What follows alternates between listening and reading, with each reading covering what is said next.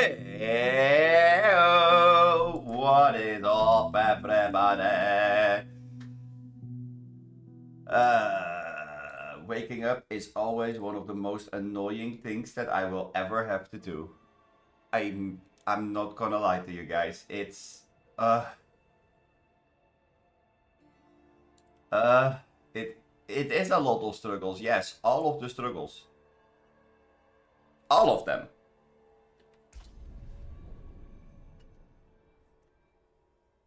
I know. All of the struggles is a lot of struggles.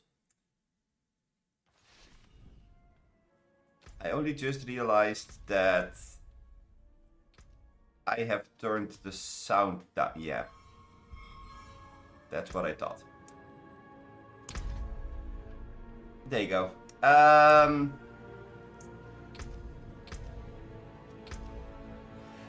As you can see, we're not on the same spot as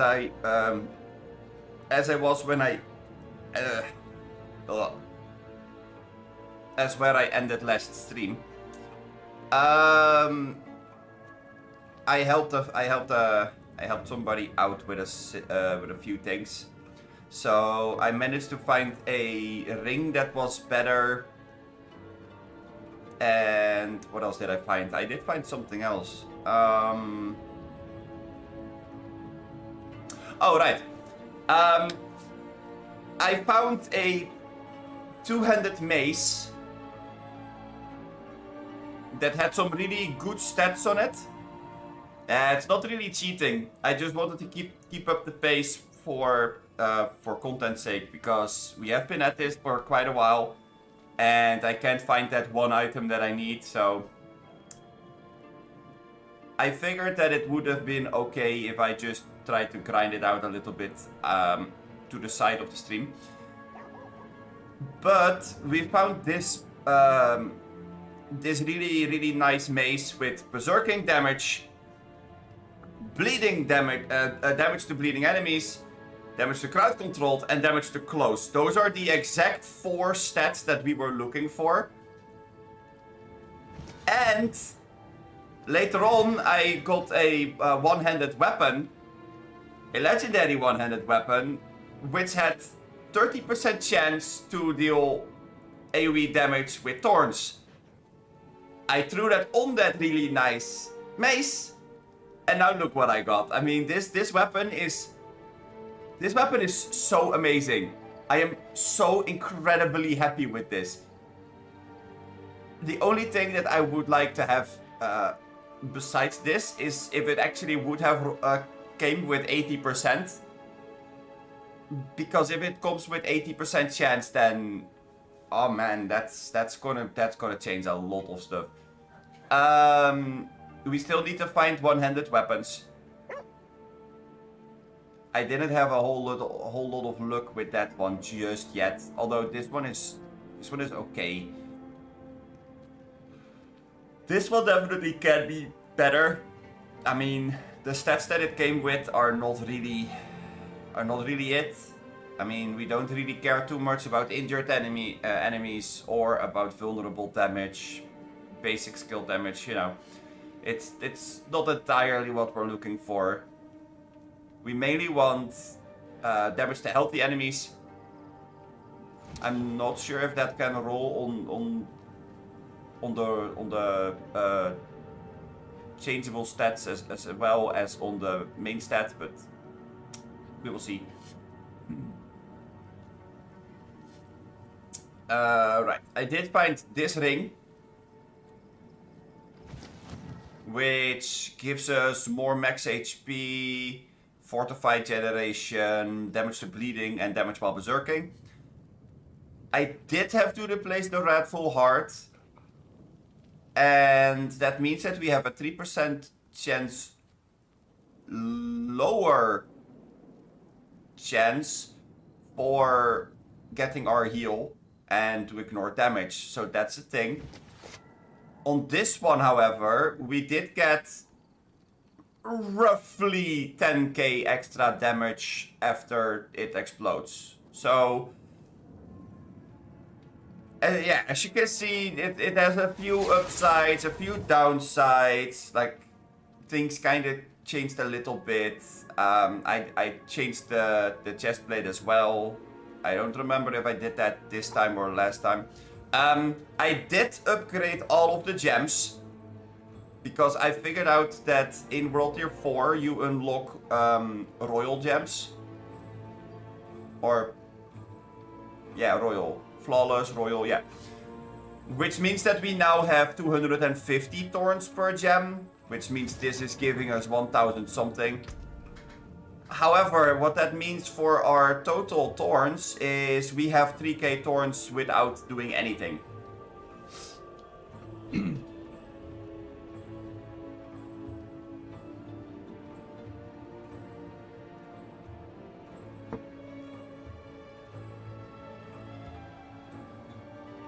This right here, plus the thorns that we get from this, means that we almost have 10k thorns without the body armor. That is ridiculous.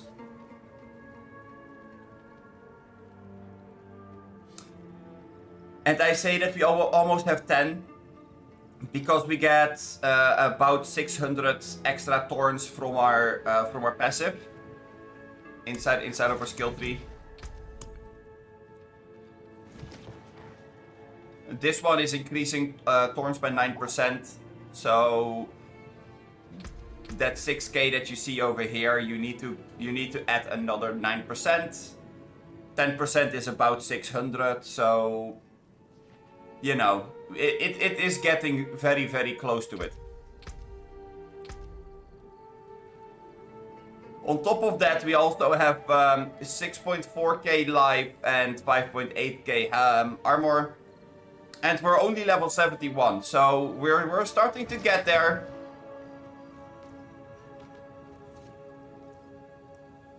It might take a few ticks before we actually are there, but we are getting there. And if you look at the percentage rolls that we have here now, it's while berserking 120, damage versus bleeding 120, damage versus healthy 143, and damage versus close 182. All of these modifiers are going over those thorns, including the damage with physical that is also for thorns. So yeah, this is actually increased by way too many modifiers now. I'm not sure if you guys saw the entire video that I threw out there. Like, I believe it was Tuesday that I threw it online. Where I was fighting the butcher, but yeah, exactly, butcher. Why you running? Exactly. But I had a look at the damage numbers because during the editing, I had a perfect view of the damage numbers because I was looking at it anyway.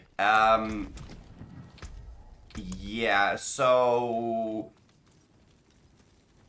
the damage numbers basically were in the 40 to 50k damage. That means that my thorns are doing 40 to 50k damage. That is a lot of damage, and I'm not exactly sure why the numbers were different the entire time. I mean, it might have to do with me not standing still, so I don't get that bonus damage on from the necklace, or one of them being in close and the other one being in long range, because that does make it lose 182%. Damage versus crowd controlled. 24% at the very end of the calculation could definitely make a difference. I'm not exactly sure what it was, but I do know that I did 44 to 50k damage to the butcher per attack that he did on me. So yeah, I don't know. I think that I actually am starting to get this together. Oh, I also looked up if there were builds online for Thorn Berserker. There are. There are builds for it. I have seen it on like Icy Vine, for example. There are things online that show you how to do the Thorn thing.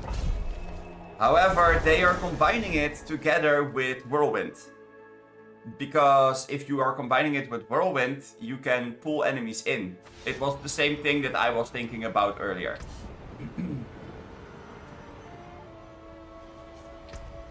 However, if you do go with Whirlwind, and you go for Enhanced Whirlwind, and then either this one or this one, it doesn't really matter all that much. That's great and all, and you're definitely gonna do damage. However, I personally don't think that it's the best way of doing it. Simply because they are... How do you say this? They are definitely right with the idea of that of Whirlwind pulling them in, and then the AoE is taking them all out. I just don't think that you need to pull them all in, because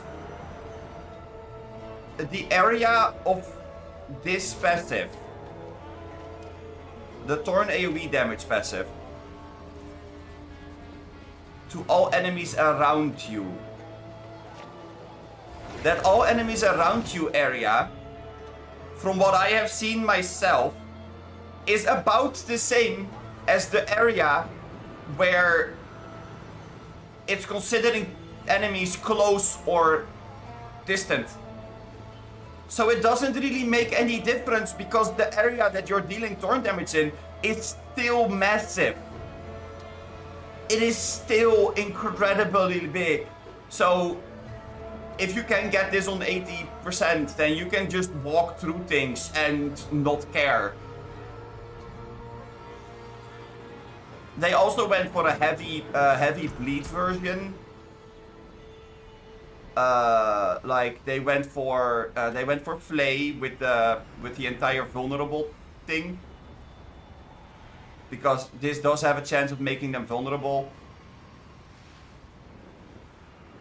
I don't really build for vulnerable, because vulnerable got nerfed in such a big capacity that it doesn't really makes any sense to me right now.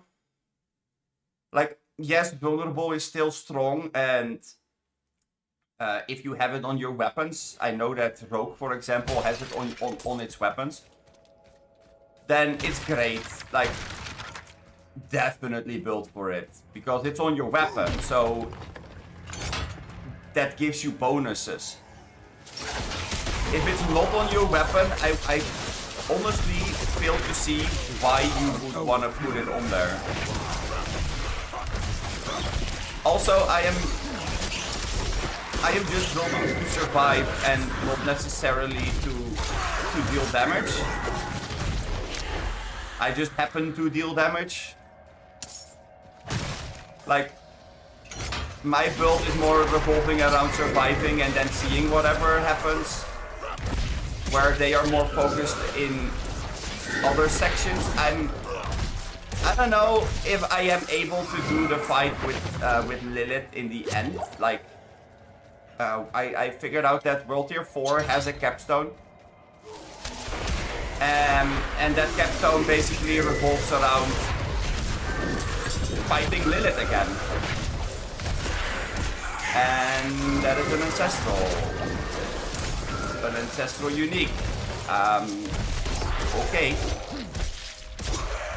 Random ancestral uniques. What are we doing? Ramalatni's Magnum Opus. One-handed sword, vulnerable damage, damage to close range. 5% chance to restore max rolled primary resource. Oh, now that's nice. But then, of course, skills skills using this weapon deal 0.1 instead of 0.3. Yeah, okay. Great, love it. Nope. Not ready yet. Need more fury. That's another thing, by the way. Like, I am using the lunging attack because I want to be able to keep up with enemies, so that I can quickly move through the dungeons and whatnot, and so that people in PvP are not able to outrun me, because that's hella annoying.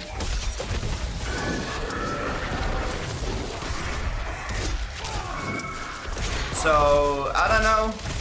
I feel like my build is a little bit better in PvP areas where the whirlwind. I'm not gonna say it's bad, because it's absolutely not bad. But I think mine is better in PvP, and the one that I saw online is better in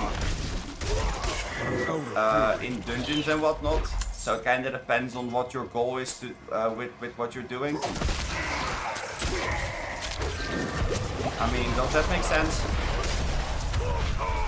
I feel like that makes sense.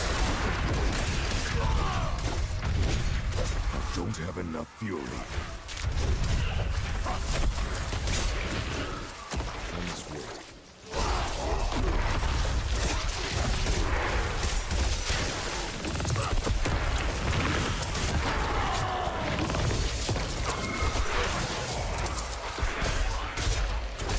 La la la la la la.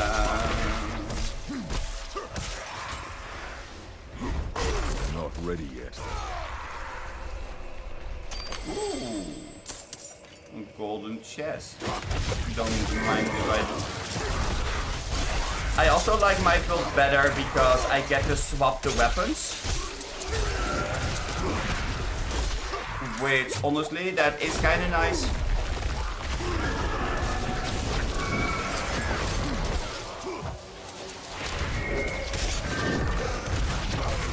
I'm not really dodging those circles well, am I?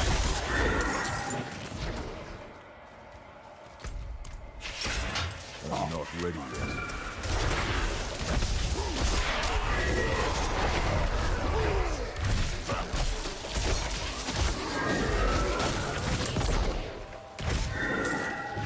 Honestly though, it's a miracle I didn't die yet. But yeah.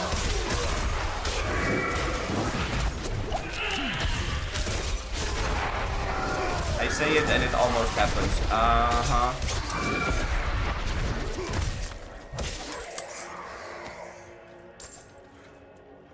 Real good job. Real good job you're doing there, buddy. Okay, let's put my chair back up, because apparently we have to go and not be lazy. Okay, let's focus.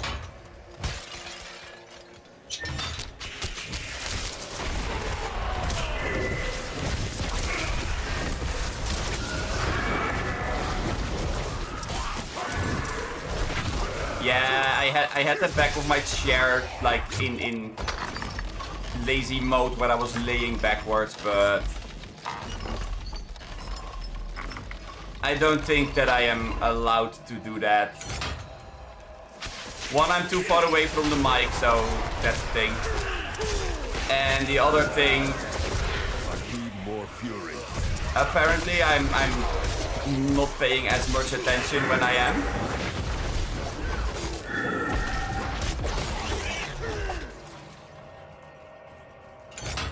Which is bad, because if I die here, then that's slightly annoying.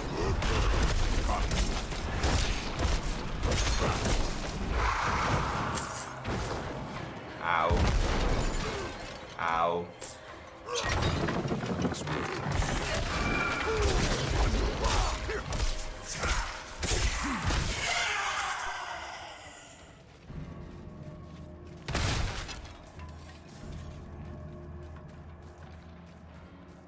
There we go. Knock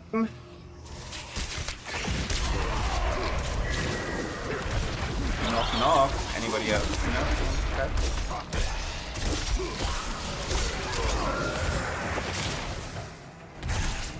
I'm out of fury. Apparently we're out of fury. Oh no. Oh no. Whatever will I do? Not that fury.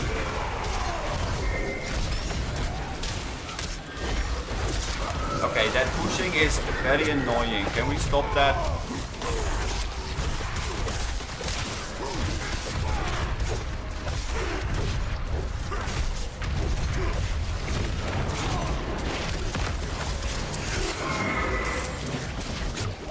Not ready yet. Since when was that a cursey boy? You're new.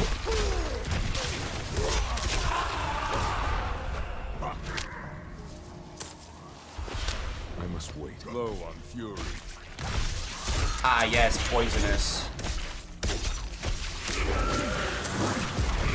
Gotta love the plague bearers.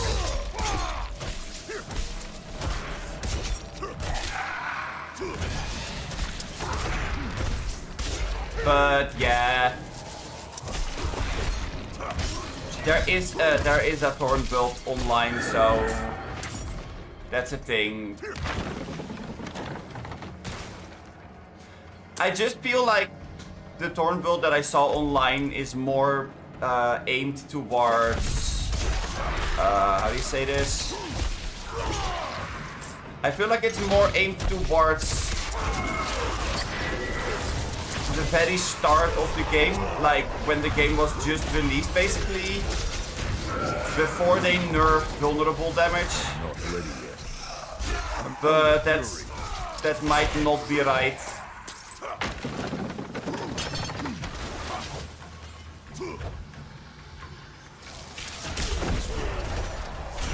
I might be horribly wrong there, so who knows.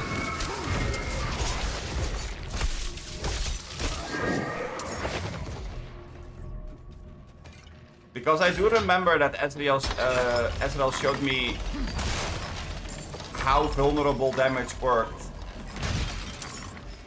And I remember that I was thinking, wow, that is broken. That is such a high percentage, and it's in its own damage bracket as well. Like, oh man.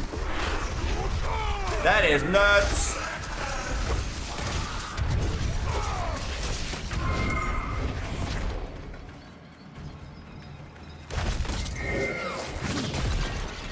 And it still is in its own damage bracket. Like, that didn't change.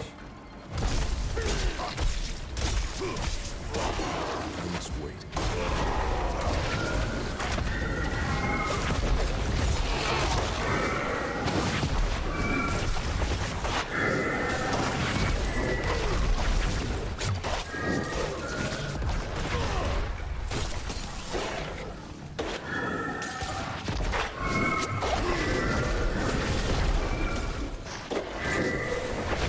Love it how these things are just killing themselves on the thorns. Like, look at the damage that the thorns are doing to them. I'm not touching them.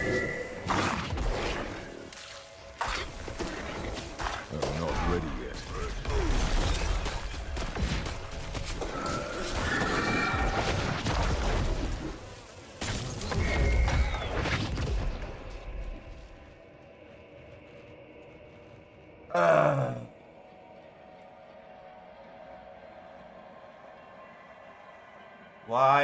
Why is my virus scanner interrupting me like that? That's not it. I was trying to prove a point. Ugh.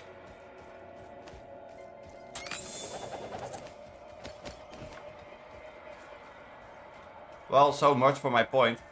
But yeah, no, I mean, they are hitting themselves for like 50k in the face when they're still healthy.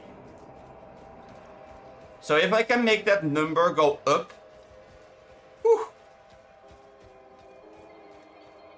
That is gonna hurt.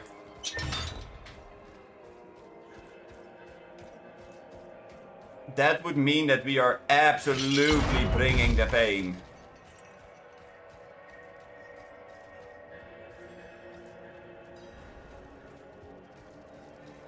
Which is good, because we wanna bring the pain, obviously.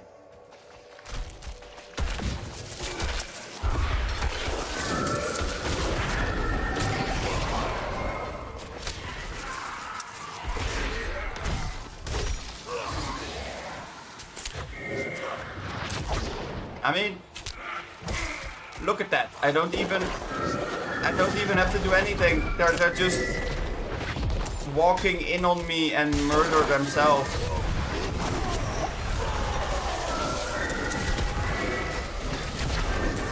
And just to give you guys a show of the stats, but we are at very low life total because of the explosions and fireballs. Wait, hold on.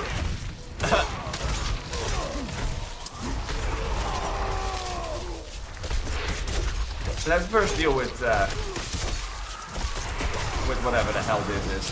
Okay, that's gonna bleed. Not ready yet.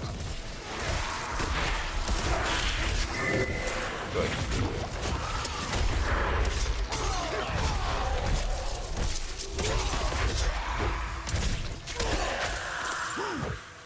Okay.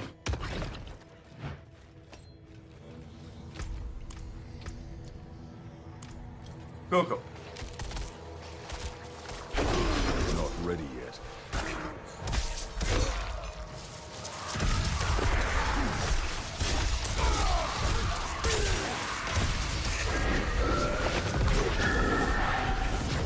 I should be fine to survive that.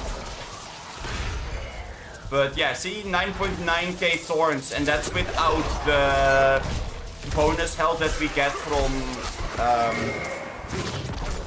taunting. Because that's the funny thing.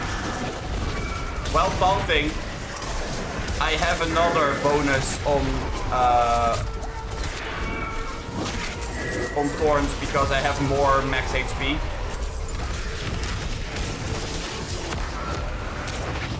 So that really makes it a very, very high thorn number.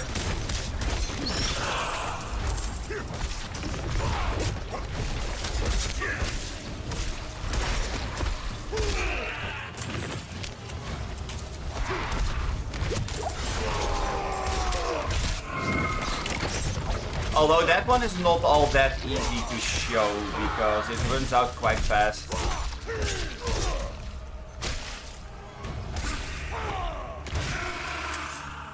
I was about to say, can we please just go down or something? Is that a thing we can do?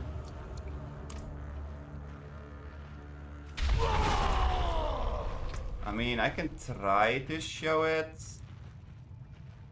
Yeah, see, 12. It was very brief, but for a brief period I had 12k thorns. Which is then multiplied by all the other multipliers.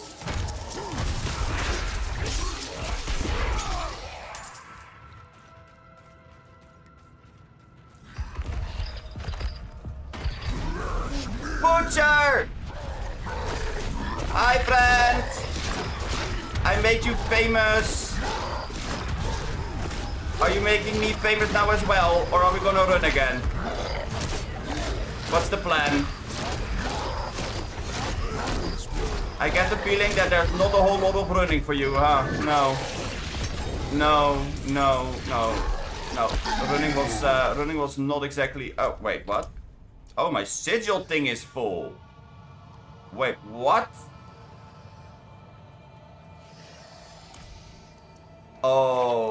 Okay. In that case, let's go back, I suppose.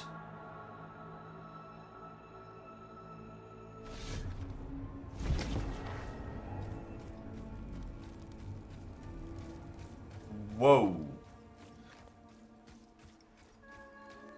I did not expect that my sigils... Wow, okay. The forge is ready for whatever you need. Well, whatever I need right now is space. So let's get rid of all the 26s, I suppose. Don't ruin all that work. Let's get rid of those. This is also sacred. This is sacred. This is sacred. Not gonna lie, that does clean up quite nicely. Oh wait, we got the cleaver.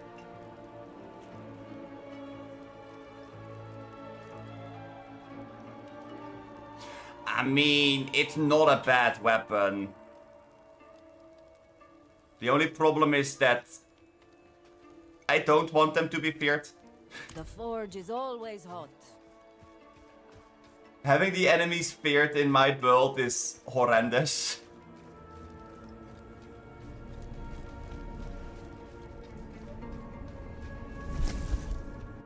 Although it could be really good on the on bosses.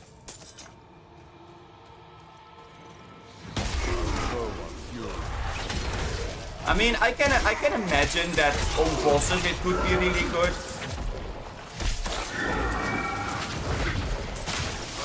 Because if you have it on bosses and you crit them,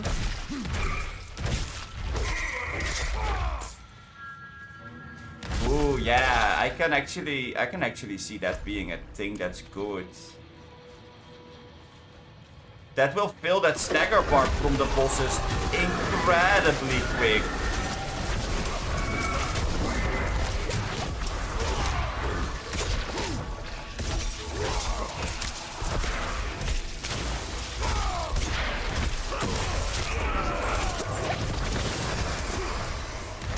Because every single time that you are critting them, you have a lucky hit chance times X to fill that stagger bar more.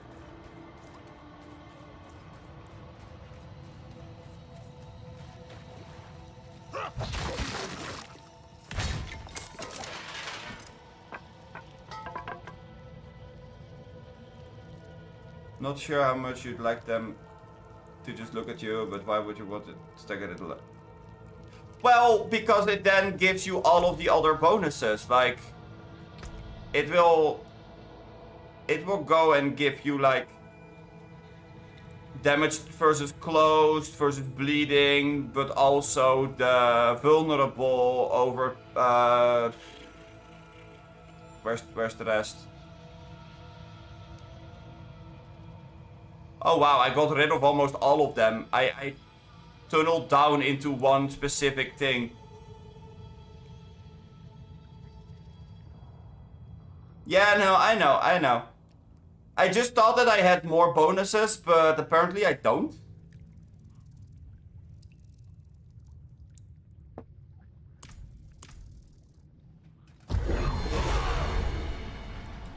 Oh well.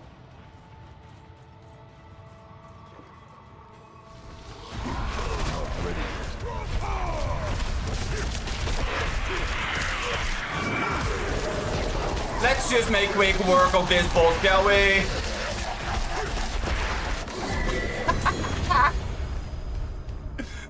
Oh, that's great.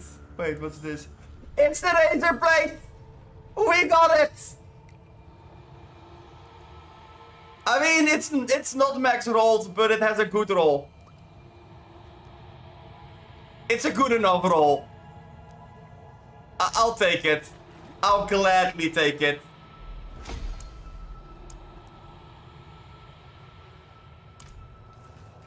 Yes! Okay. That means that I need to go and maybe change a few things around now.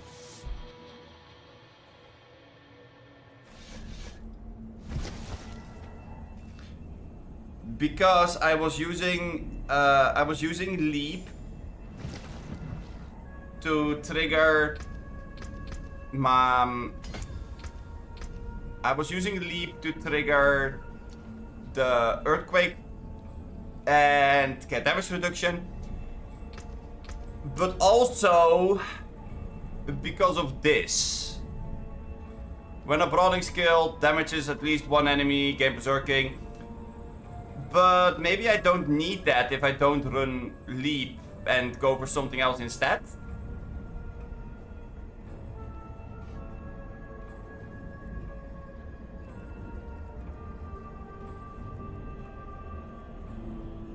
Because if I'm not running leap,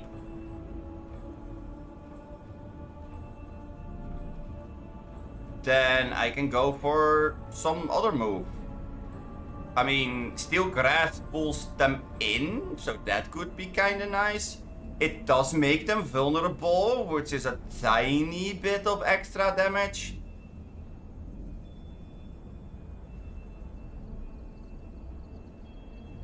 And it does gain you berserking, so...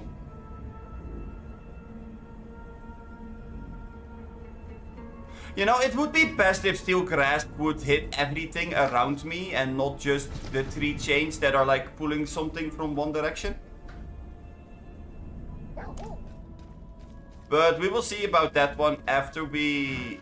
yeah, okay, let's go and do it bit by bit. Let's first go and salvage the items that we got. Come on. Okay, there we go. This one is not it. And this. Okay, and then we have one ring. Okay, the rest is all fine. Let's see.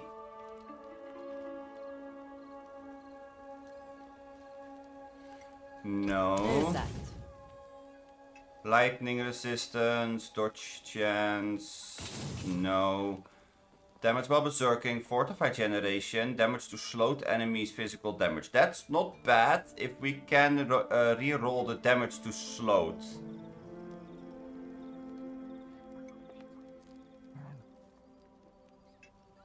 Because I can find a different power for this one, but the brawling skill CDR is kind of nice for our cry and for leap. But if we don't use leap anymore, then you know.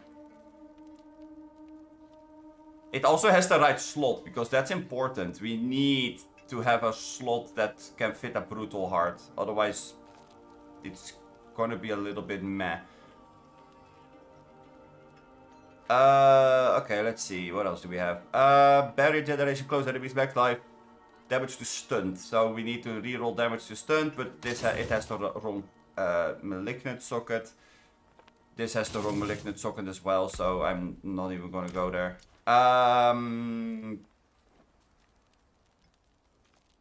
No. Right, that's the one that was okay. Primary resource. Lucky hit, okay. Lucky hit chance. No. Execute, damage over time. I mean, it is an X. No. Close enemies, crowd controlled, while berserking. We are gonna re-roll the ultimate skill damage one. And then this one might be better. But not better than this one. I would most likely try to replace this one with it.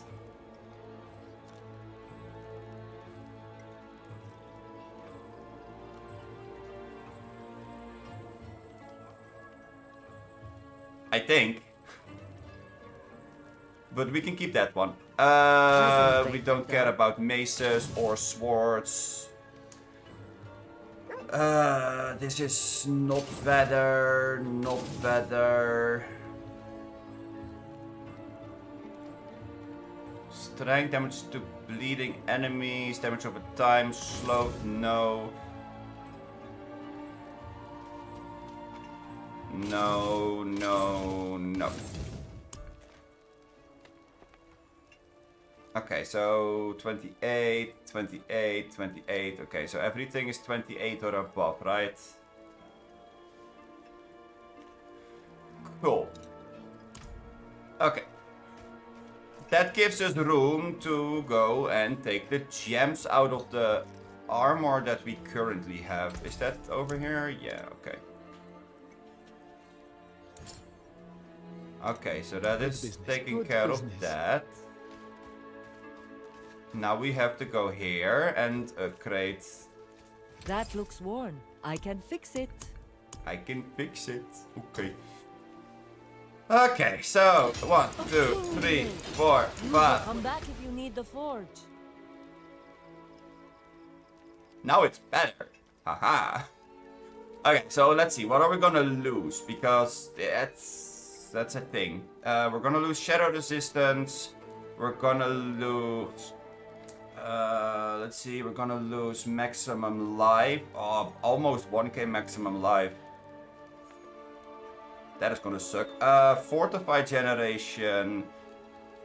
And damage with skills that swap to new weapons. Okay. And we're gonna miss the earthquake passive because that's a thing. However, what we're gaining is close to 1k, 10k thorns.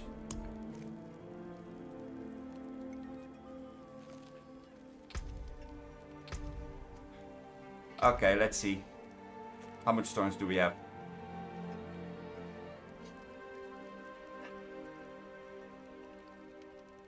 We have 13k thorns without anything active.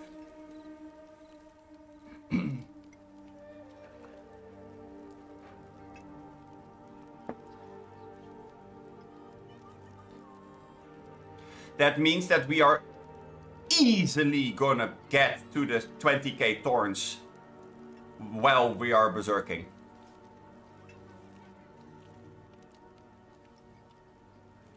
Which is then multiplied by the damage while berserking. Damage versus bleeding. Damage versus healthy. Damage versus close. Damage versus distant. But we don't have that because I'm going to be close to them eventually.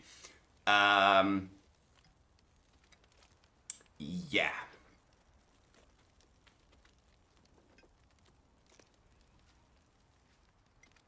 Oh, we also have 6k armor for some reason.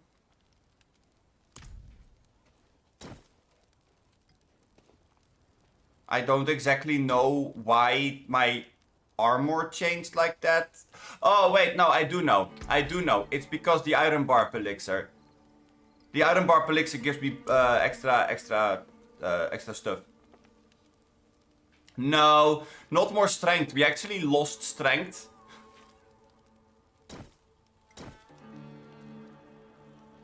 We lost strength from a few days ago because I switched some stuff up in the paragons as well. Well, I wouldn't necessarily say weak. We just gained about like 10k thorns. Hello? I wouldn't say that's weak, but could be me. Okay, go to the occultist, reroll the one stat, hope that it's gonna get something good. Overcompensation. Uh-huh. Sure, buddy. Sure. If you want work done, let's get started. Okay, let's see. Close, crowd control, while berserking. Our ult is not dealing any damage, so this can go and become damage to slowed, I guess.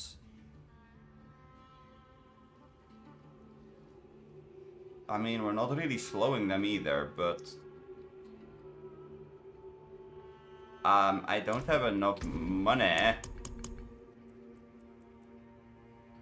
to roll anything else, so you know, that's the thing. Physical damage, damage while berserking, fortified generation. So this is gonna be damage versus float that's gonna get rerolled into damage over time because we're bleeding.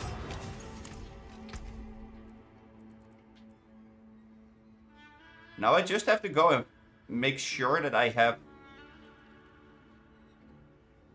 the right thing. Like, I need to find another brutal heart that suppresses incoming damage and that blows it outwards in the form of fire damage. How hard can it be? Right? Yeah. Pretty sure I don't have any of those in my storage, but maybe I kept it. I actually do. Because I knew that this was gonna be a thing. Oh boy. I even can replace this one as well, which is the necklace.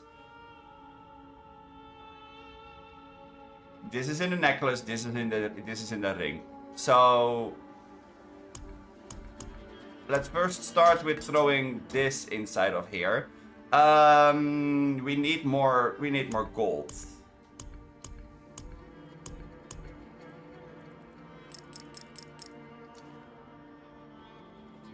Yeah, we need more gold to make these two work, but I'm going to keep them because the pieces themselves are actually kind of nice.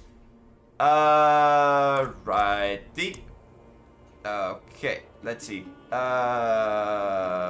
Armor breakers, no thanks. Unstoppable monsters. You know what? Fine. Let's see how unstoppable you are.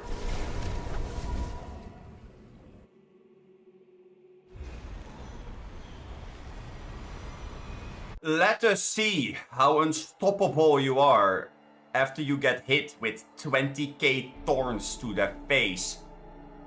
I mean, in theory, this should make it so that they are, like,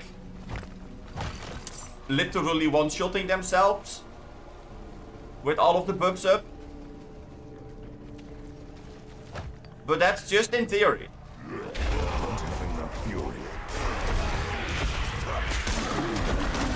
Oh my god, I just saw 100 something.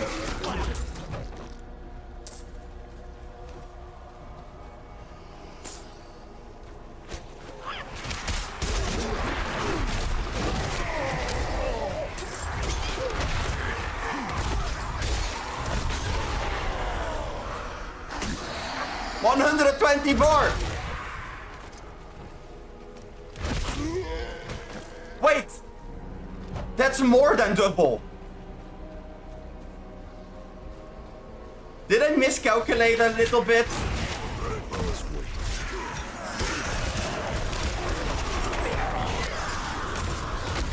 I must have.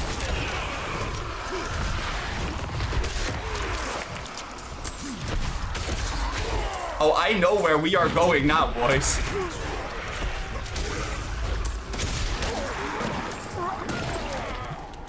After I found the money for the ring and to upgrade the hand axe. Oh, I know where we are going. We're going to the PvP area. We are gonna go and see what happens if people hit me now.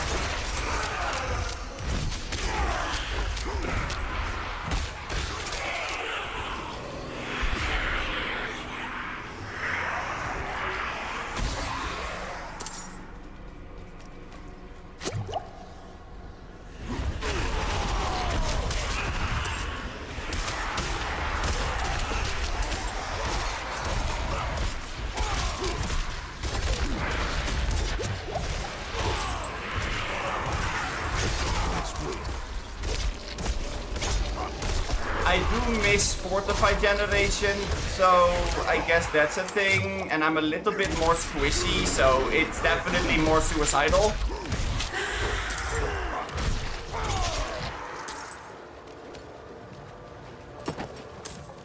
but it's not as badly suicidal as I was thinking it was gonna be, so I'll take it.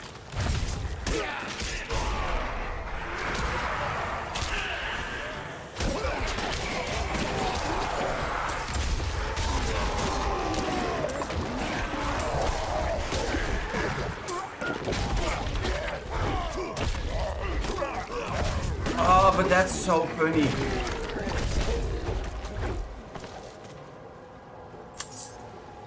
I do hope that I'm able to survive through the butcher attacks as easily as I did it before, though, because I'm not sure if that's a thing. That is going to be questionable.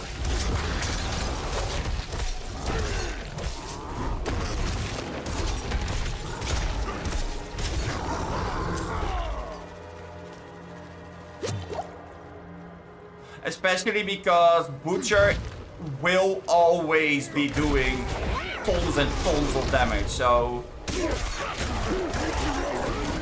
I'm not quite sure how well that's gonna be going, but yeah, we're dealing damage now.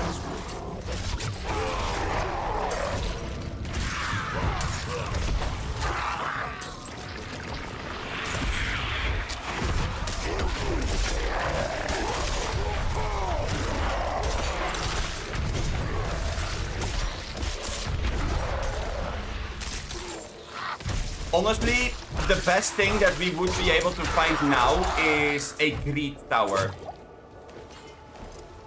If we find a greed pylon, that would be great. Because here's the deal with greed pylons. Greed pylons scale with the damage that you're dealing. From what I have seen at least.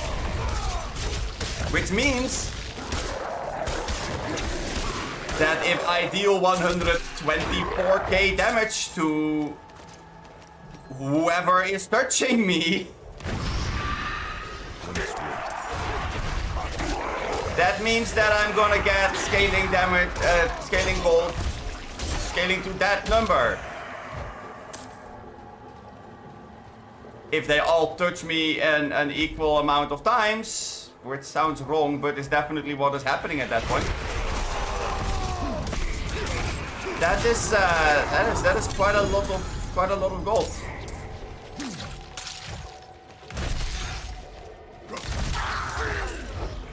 I can also just go and sell whatever we're getting now, of course. I mean, there's multiple ways of getting gold inside of Diablo.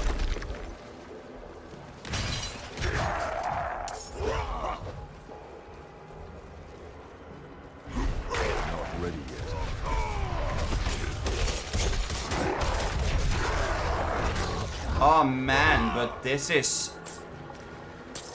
Jeez.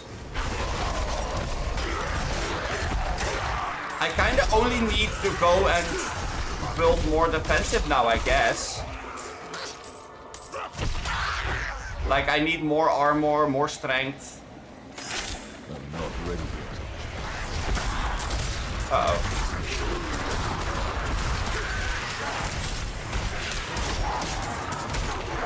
Although,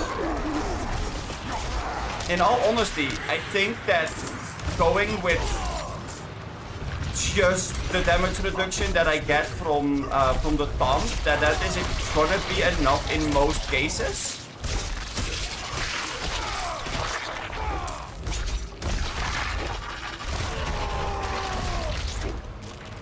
Especially versus bosses. I'm not ready yet.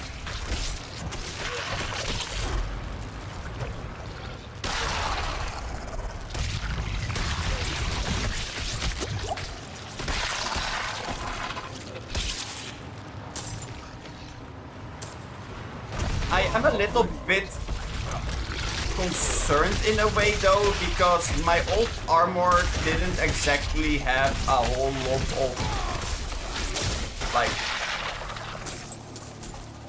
damage reductions on it, but for some reason I seem more squishy. And I don't know why, because I have more armor.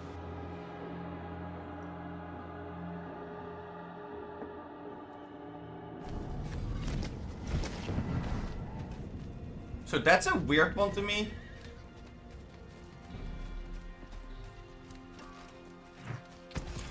Wait, no. Ready yet. I'll take it off your hands.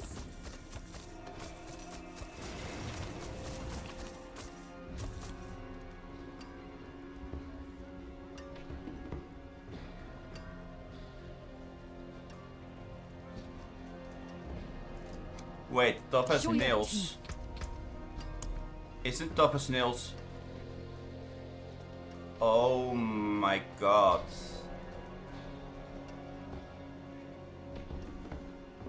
Tough as nails is the one that increases it by a percentage.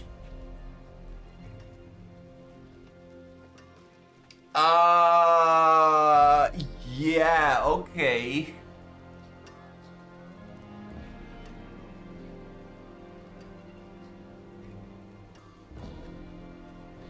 But we don't use weapon mastery.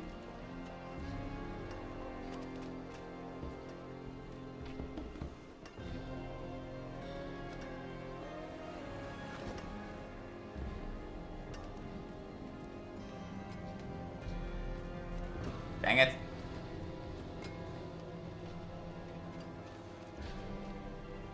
No, it can't be gems because I have the exact same gems that I had before.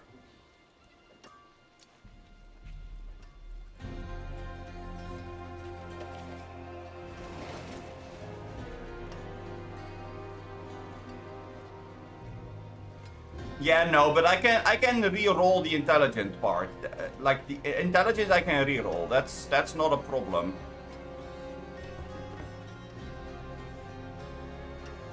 I wanna see how much that is increasing it. It increases it with 3% per tick. So that means that we are gaining 6% extra thorns. Holy shit.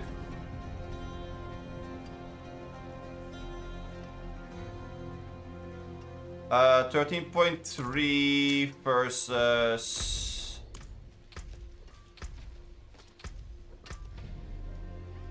13.3 versus 13.1. It's only 200 thorns extra. But that is without the bonus from the 6k thorns that we get while berserking. And 200 extra on the base is actually not bad.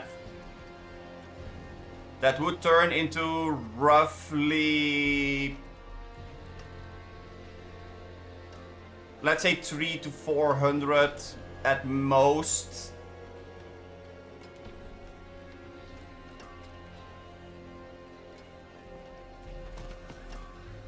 Yeah, let's say 300. So it turns into 300 thorns if I am berserking, and then when the taunt is up, it would turn into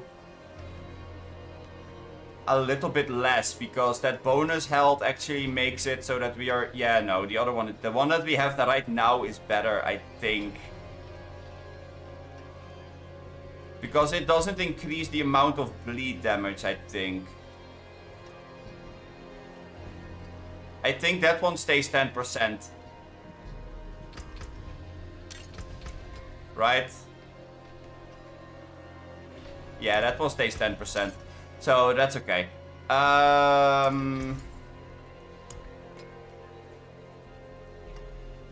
We can sell this one though, because this doesn't do anything for us.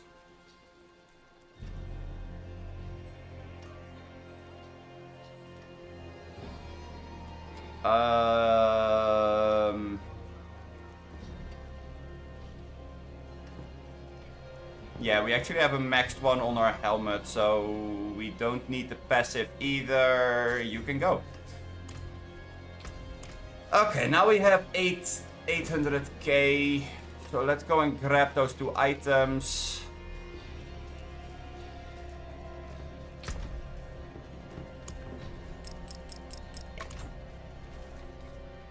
Actually, wait, we didn't even clear the boss yet, did we?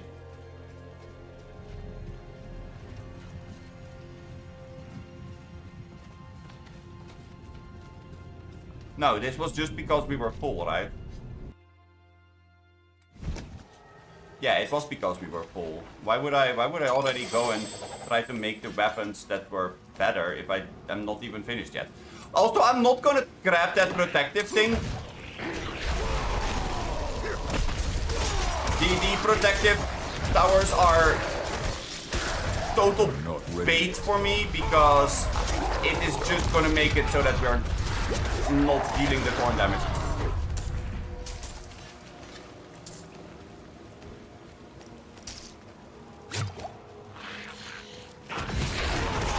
It's bad for us. 130, 149. Oh, such a nice damage number.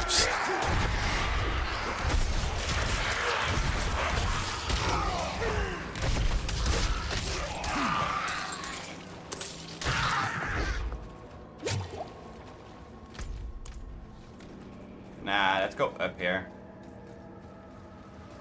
Oh, yeah, yeah.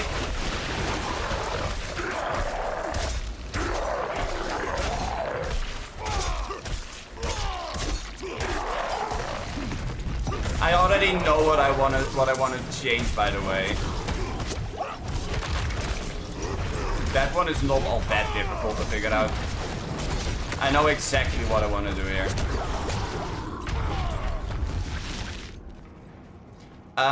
The passive that we had for leap, I believe you can also put that one on boots.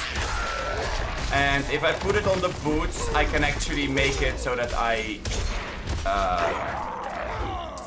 don't stun enemies anymore when there's 5 or more in my vicinity. So that means that I have all of them hit me, but also they just die.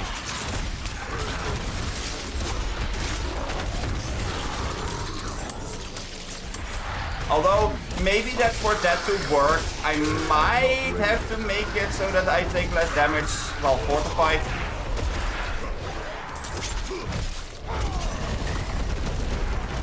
Because I'm a little bit scared that otherwise I'm not going to be able to properly cash in all of those hits that they're dealing to me.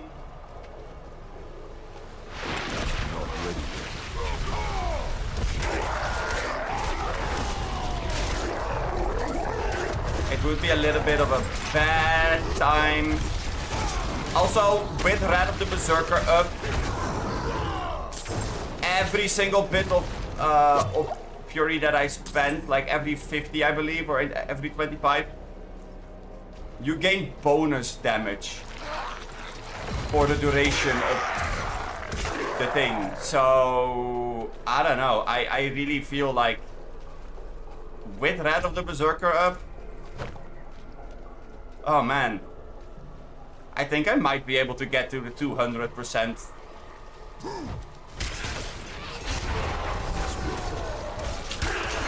Or like 200k damage.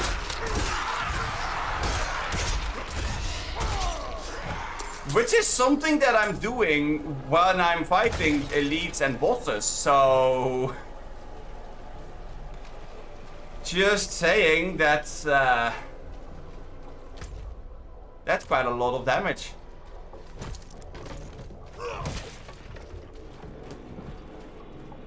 I'm not exactly sure how to feel about that one, honestly.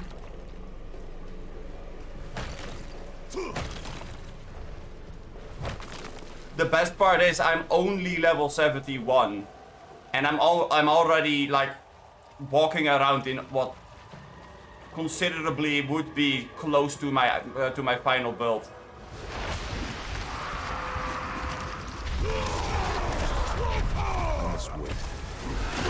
But yeah, here.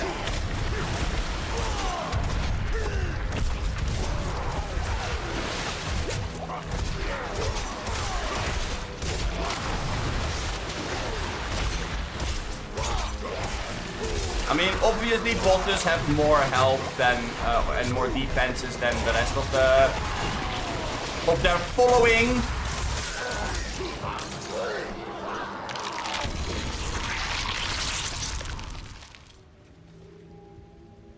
But what boss?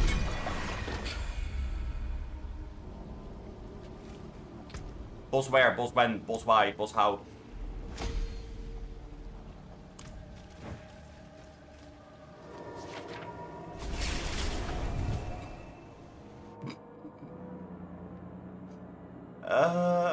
It's so stupid.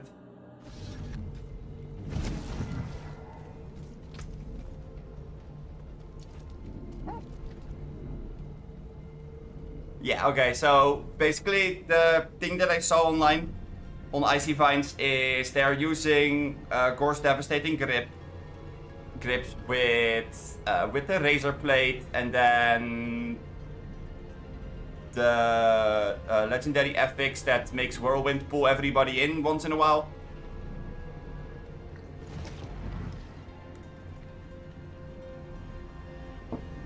And then basically what they're trying to do is they pull everything that's close to you, they pull all of it in, and they kind of just try to make it this giant whirlwind of death. Because the things that are being sucked into the whirlwind are still able to hit you.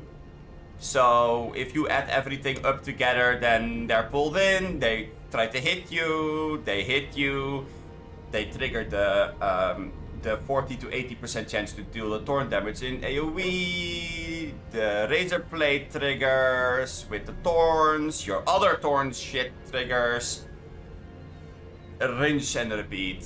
I mean, it's a very straightforward kind of deal, but it works.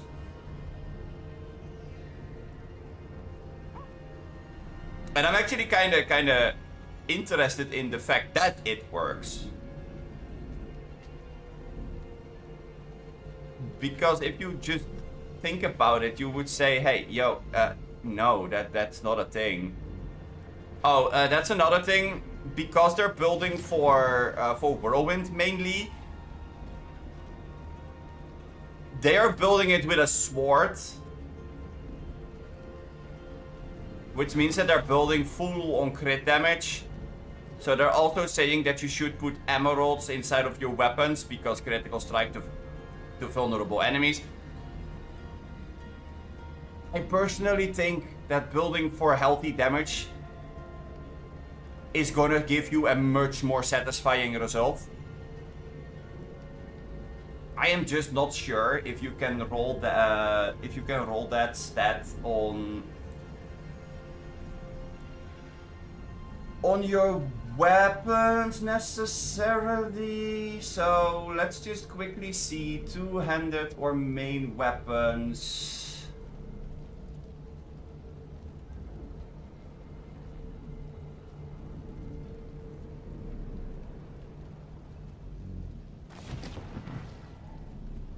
No, apparently you can only roll the injured version on it, which is the 35% one. Healthy is apparently not a thing that you can do.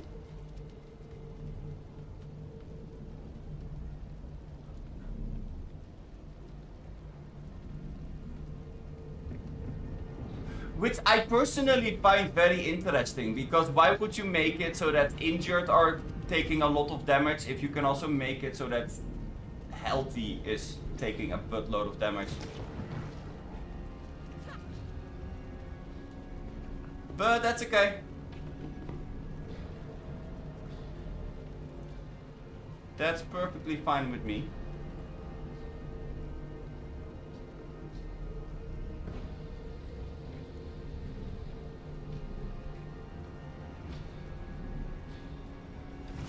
Although, it is a little bit unfortunate that it is the case that that's how it works. Because you would think that if you make it so that you can have damage to healthy enemies and you put that as a main stat on a weapon. Which they did, because if you look on the X properties, then it does have damage to healthy enemies, so the stat does exist inside of the game. But the only way that you can get it is by using X's. two-handed axes, and that's it. Apparently, damage to healthy enemies is only on those things, so... That seems like an oversight to me.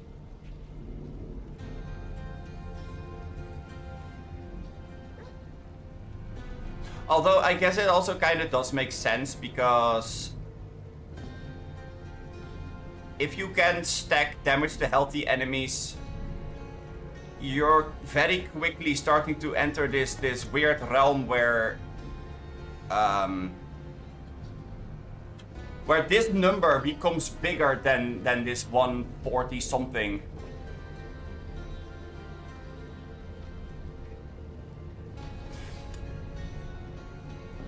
Which is a problem if you like compare that to the other stats, because damage to close and damage versus healthy, that does stack. So if things are near you and they are healthy, they just instantly blow themselves up at moments. I can see how that's a problem.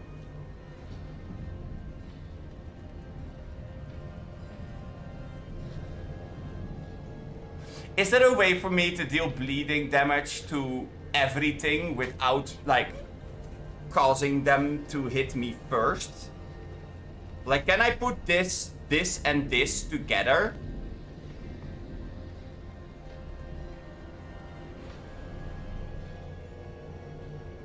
Because now my biggest problem is that they are gonna be healthy.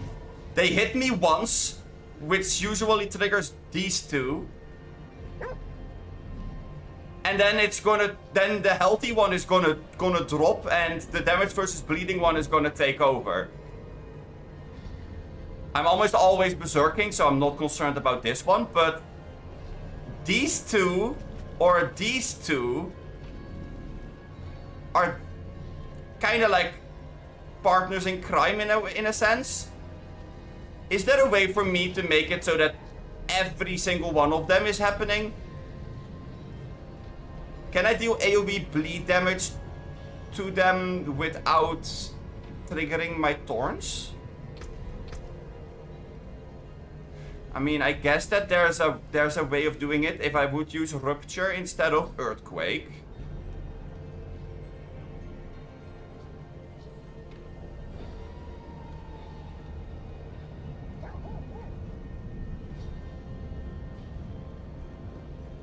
So I would use weapon mastery skills in that case.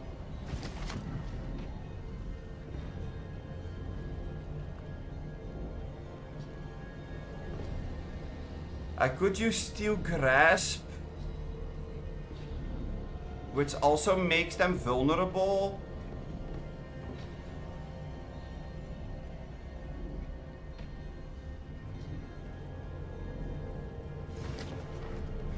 I mean, I kind of like Steel Grasp. Steel Grasp is a fun thing to be working around. But I don't think that Steel Grasp is like able to make it so that I can do that. Maybe that if I have some form of like direct damage source that is just AoE widespread direct damage, that can make them bleed instantly without proccing everything.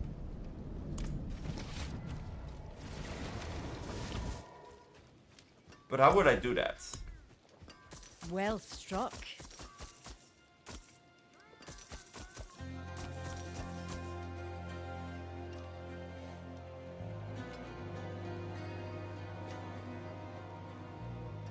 Nah, this one is pretty low roll. Nicely. Direct damage against bleeding enemies has a 26% chance to stun them for 2 seconds. No, thank you. I'll take it off your hands. Thank you for taking them off my hands. That's very kind of you.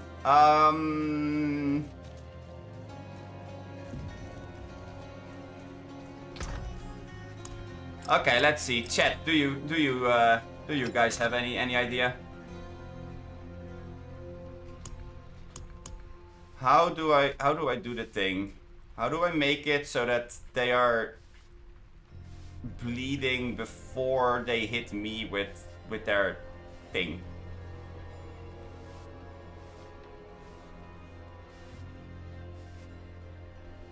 Is there a way to do that?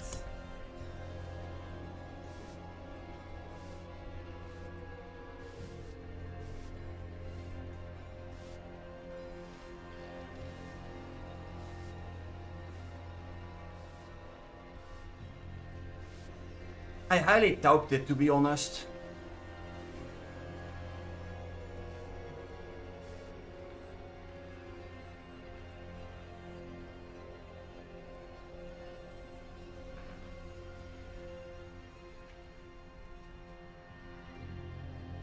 I mean, I guess that you could theoretically. Let's say that this right here, the loop of burning rage, that AoE fire damage that you deal every second, let's say that that's direct damage.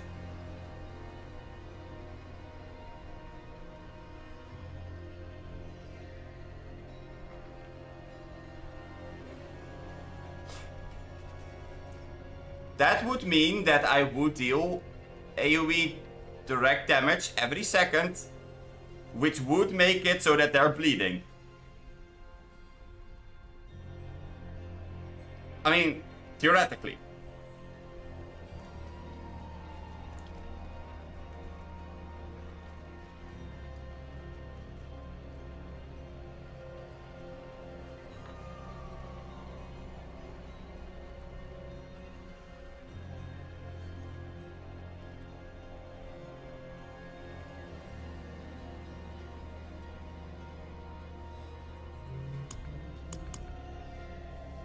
I mean, it kind of sucks that they don't really give you a clear explanation of what direct damage is.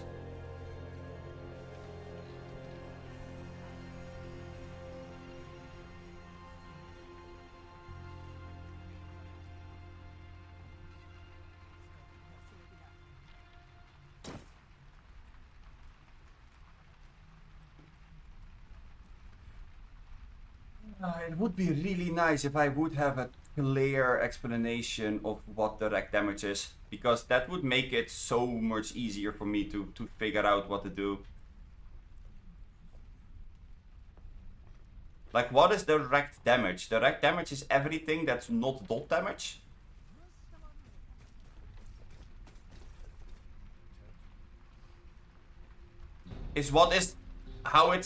That's how it was explained to me at one point. But I doubt that that's all there is to it. You know? I mean...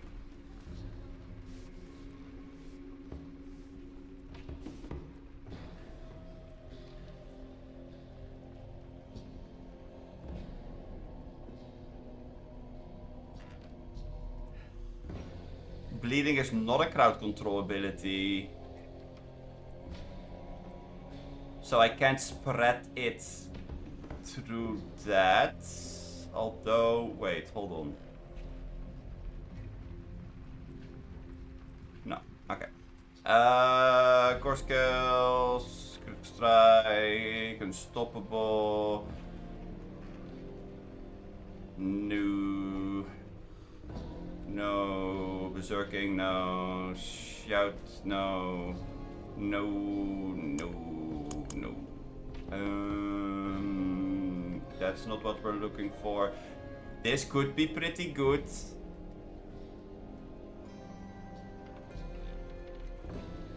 I mean, going more heavy into the fortify could work.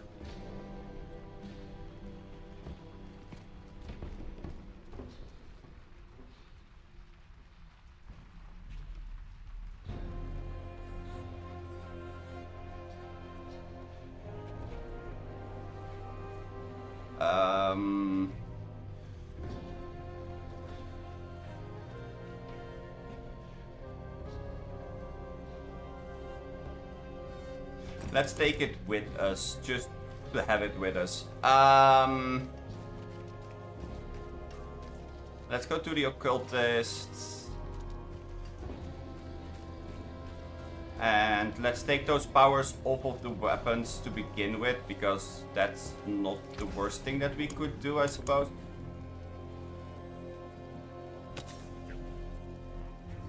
Oh, that costs a lot of gold though. Oh well.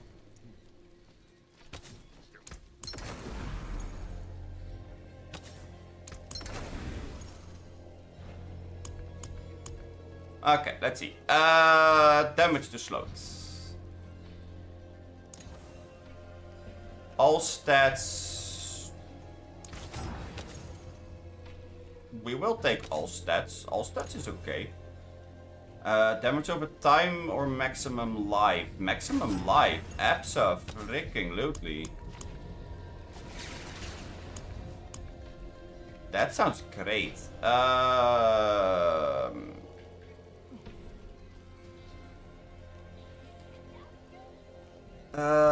Let's see. Definitely this one.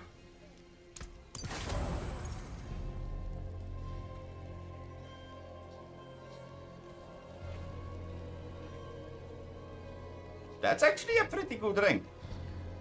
And for this one, we can go for that. We can go for this, but that doesn't do anything. We can also go for the fire damage every second.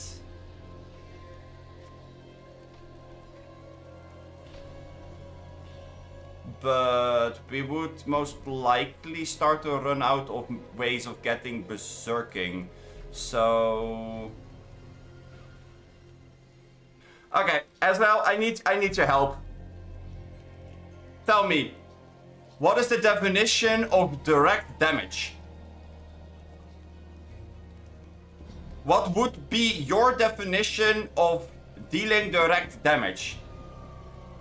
Is that any form of damage that is not like that is not damage over time?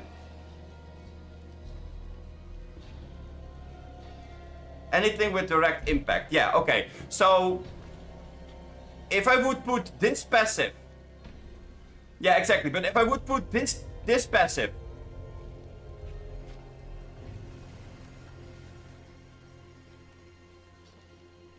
While berserking, you deal 577 fire damage every second to surrounding enemies. Is that direct damage? Because if that's direct damage, then I can make them bleed by hitting them with this passive. Which means that all 4 of my modifiers are basically instantly active.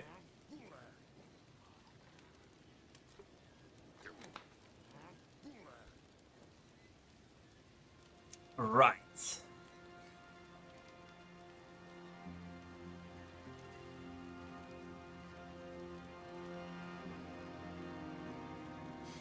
Right, but in that case... Sure, but in that case... That means that... sorcerers are not able to deal direct damage, because everything that they are doing is... elemental pew pew. Like there's no direct damage source. They don't get hit with a fist or a weapon or any of that.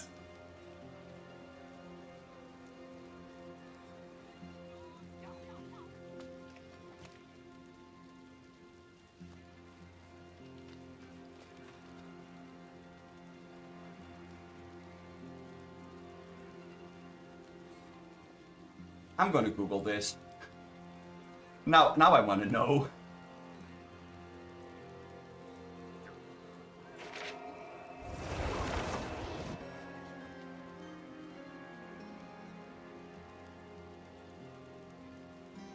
Because I agree with what you're saying. But I wanna know, because otherwise it's like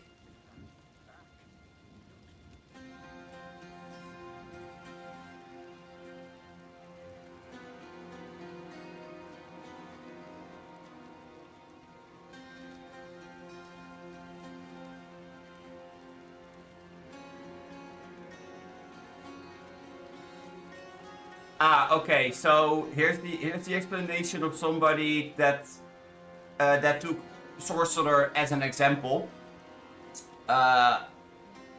Hydra's firebolts are direct damage. The burning effect they leave, if you took that passive, is not. Same goes for Ice Blades and Lightning Spear. Incinerate and Firewall are burning damage. Blizzard would be considered non-direct as it's damage dealt over the duration of the effect as long as enemies are inside it. Meteor's initial impact is direct damage. The burning field it leaves is burning damage. Yada yada yada yada yada. Okay, so basically...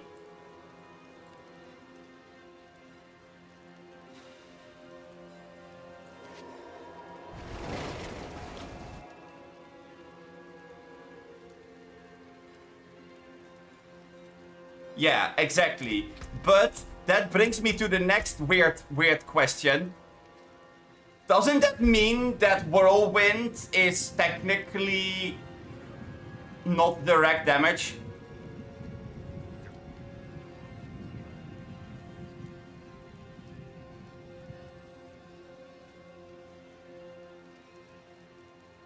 Because it's channeled, so it deals damage over the duration of its...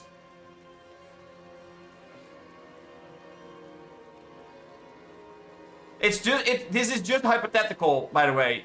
I'm not saying that it is or it isn't. It's just that I'm trying to figure out all the different ways of things.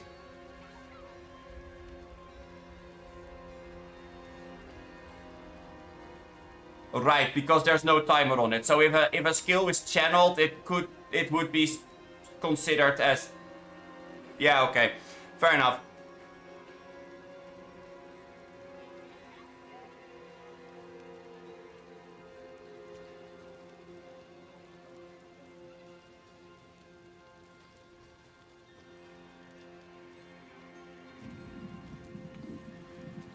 How are we gonna do this?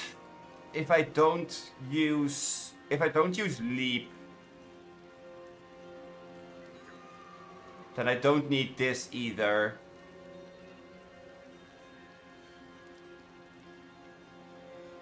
But leap is giving me... Wait, do I still have damage to sloth in my stuff?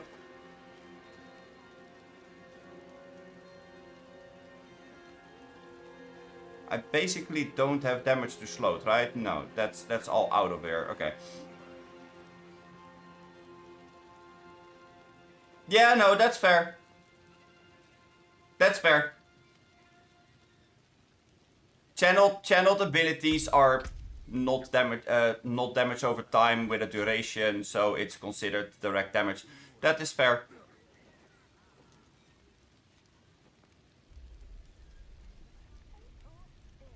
That makes perfect sense.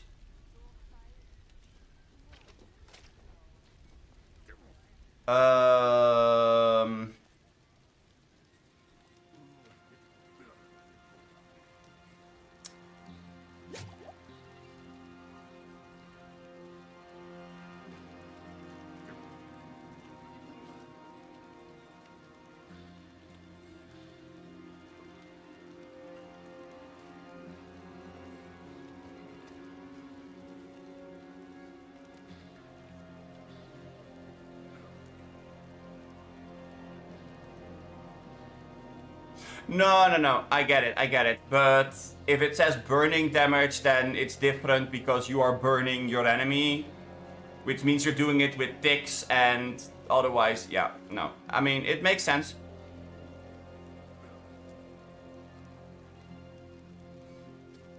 Now I'm just trying to figure out how to make this work better, because I need to deal direct damage, but how the fuck am I gonna deal direct damage without...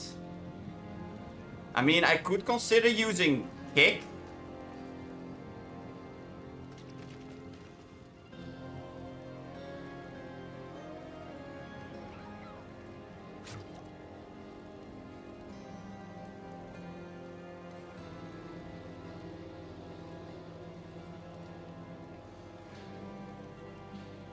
And just not go into Mighty Kick or Power Kick because I need my Fury.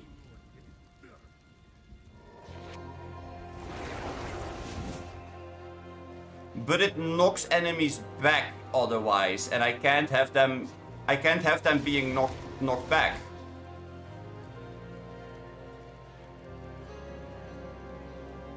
Or stunned for that matter.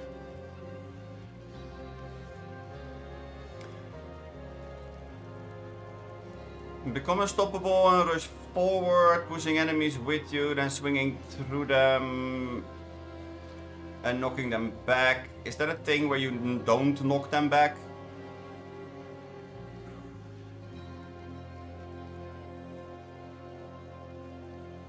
Damaging enemies with charge makes them vulnerable for 4 seconds. Yeah, okay.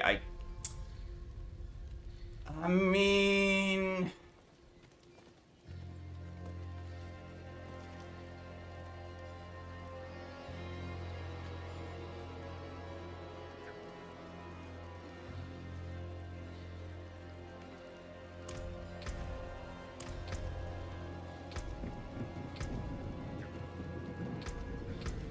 The other thing I could do is just straight up go for Rallying Cry.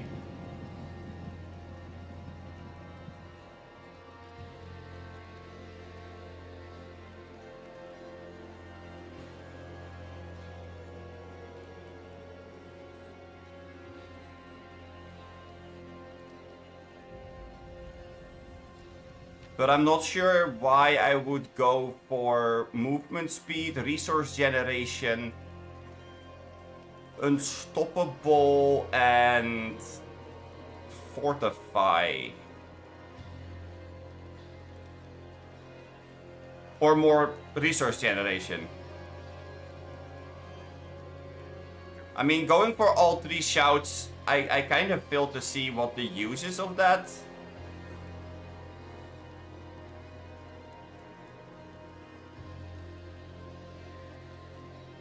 Well, at the same time, it does make a lot of sense.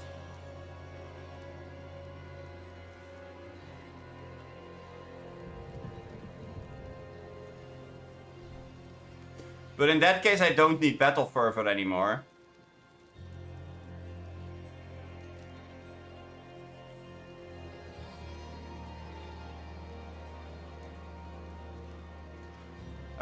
Ground Stomp. Can I make it so that Ground Stomp doesn't...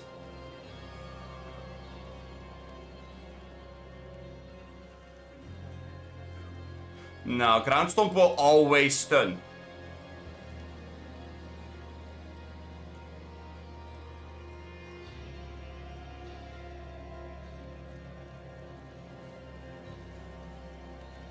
Well, that's annoying.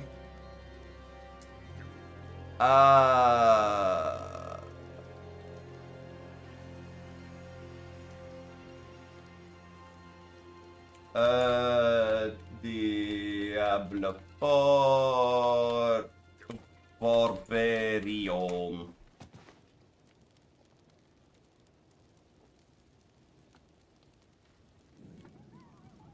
I want the wiki.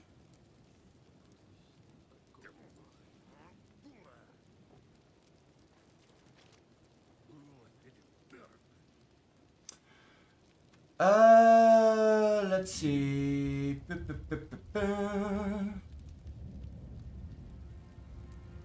Primal Axe, Ruptured, Death Blow.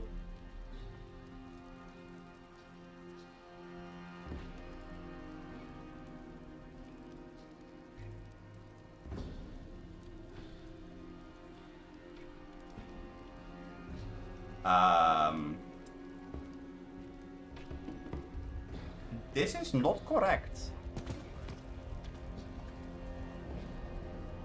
Ruptured, Death Blow, and Steel Grasp, but instead it is calling it Primal Axe.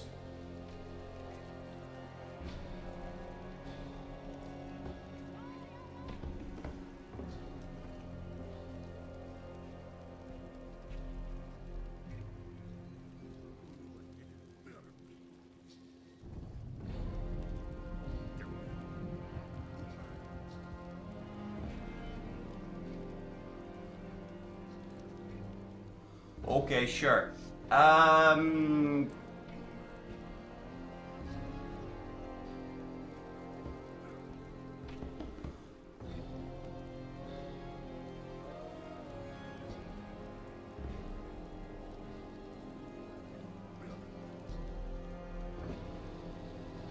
Apparently it doesn't really have...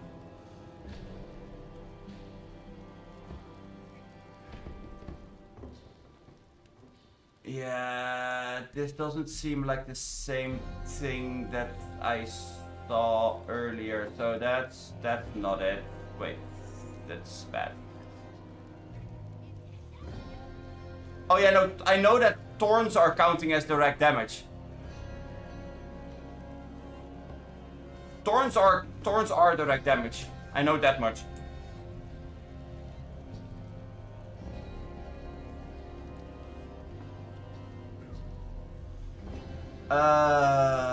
Yes, okay.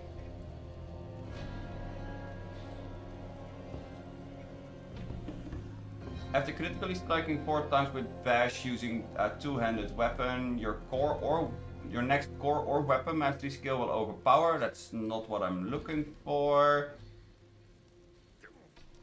Dealing direct damage with a weapon mastery skill causes your next core skill to make enemies vulnerable. That's not what I'm looking for either.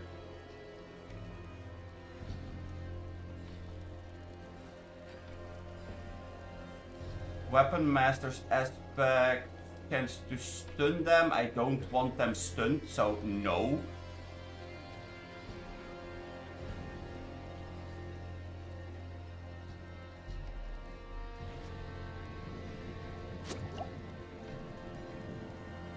Oh.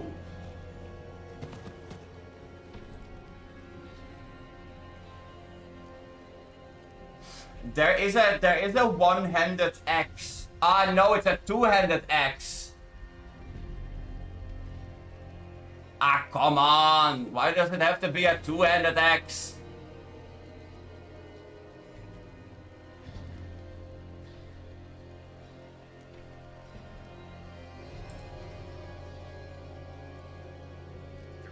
Actually, now that I say that, I think that I have that axe in my storage.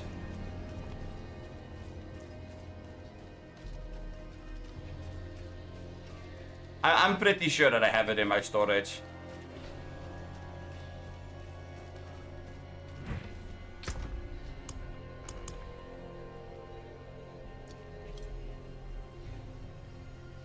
There.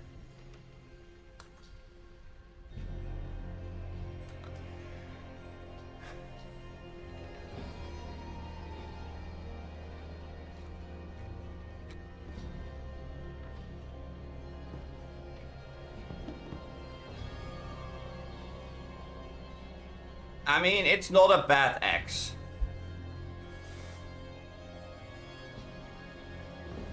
It's just not as good as the Death Wish rated cleaver, because gaining thorns while berserking is so good when it's imprinted on a two-handed.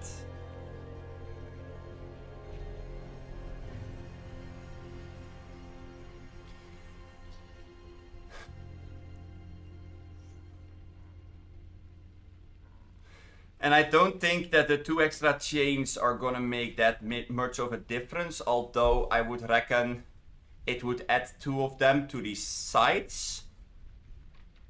So you have 1, 2, 3, 4, 5 chains, which means you can pull 180 degrees of one side into you, which would make it pretty good. I just don't think that the ranks of Steel Grasp are mattering all that much.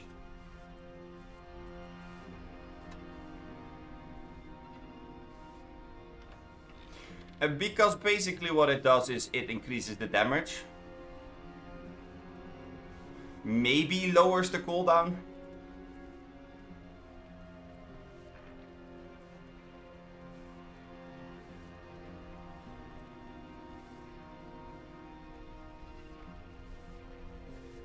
mean, I can see it being good, but I don't want to replace that weapon. Why can't it be a one-handed axe? It would have been so much better as a one-handed axe. Come on. Also, let's replace this one already, because we're here now anyway.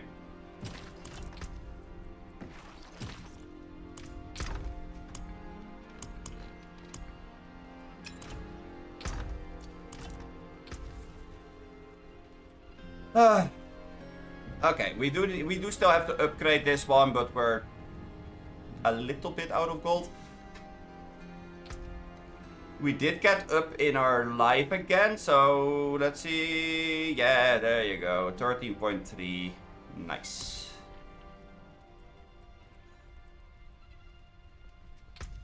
Just that tiny sliver of extra survivability there. Okay, so we do have this one. How are my resistances looking now?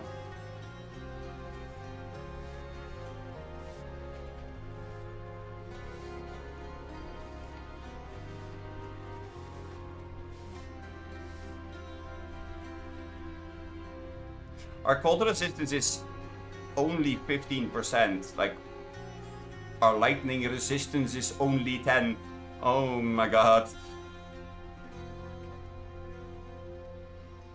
17.1, 17.1, because they're exactly the same, but we are reducing things from like a whole bunch of stuff. Damage reduction while injured. I really think that damage reduction while injured is key for this build to do its job, because you are getting hit so much. I really think that it matters a lot.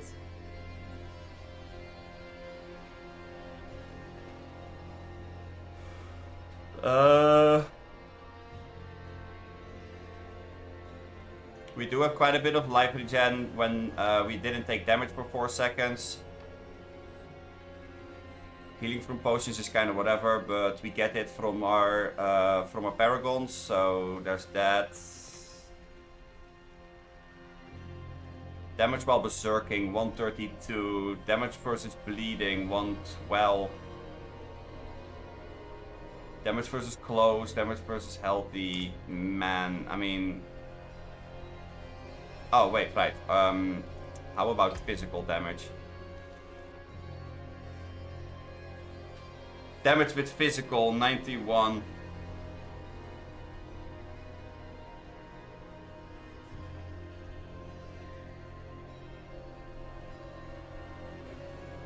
Ah, I hate it when there's something in my eye. So annoying. But, I mean, close is always gonna be a thing that we are dealing with, so... I don't know. I'm glad that we have this one, because it increases the physical damage, which is basically everything that we're doing. It gives us back our fortified generation, because I do believe that the ring that we had before this... Yeah, that one had lower fortified generation. We did lose the 14% damage to close.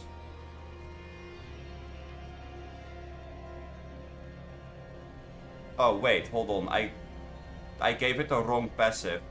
Uh-oh. That means I need to find a different passive for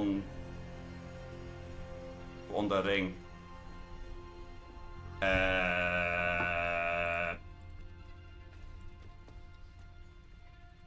You guys saw nothing.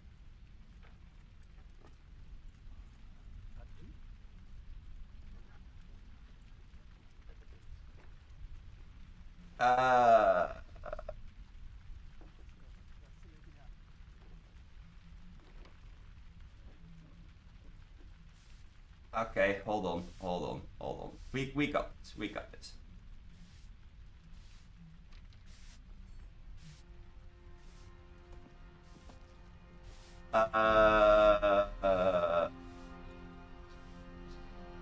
aspects.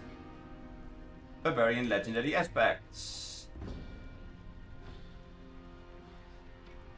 Okay, let's see.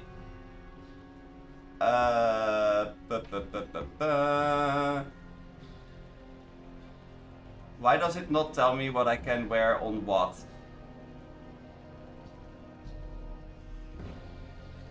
Okay, I will go and chase after that after I'm back.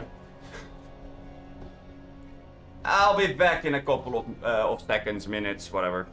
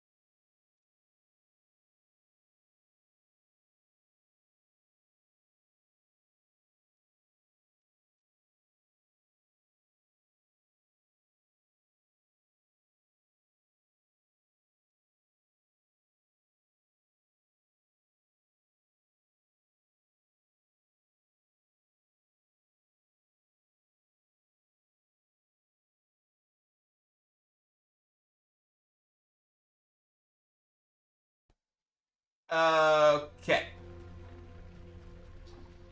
And we're back again.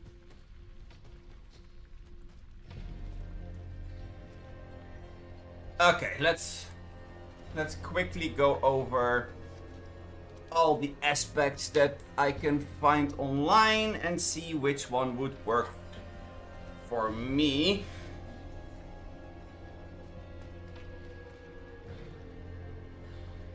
Oh wait, actually we can put gain berserking after swapping 10 times on there. That would definitely work for us.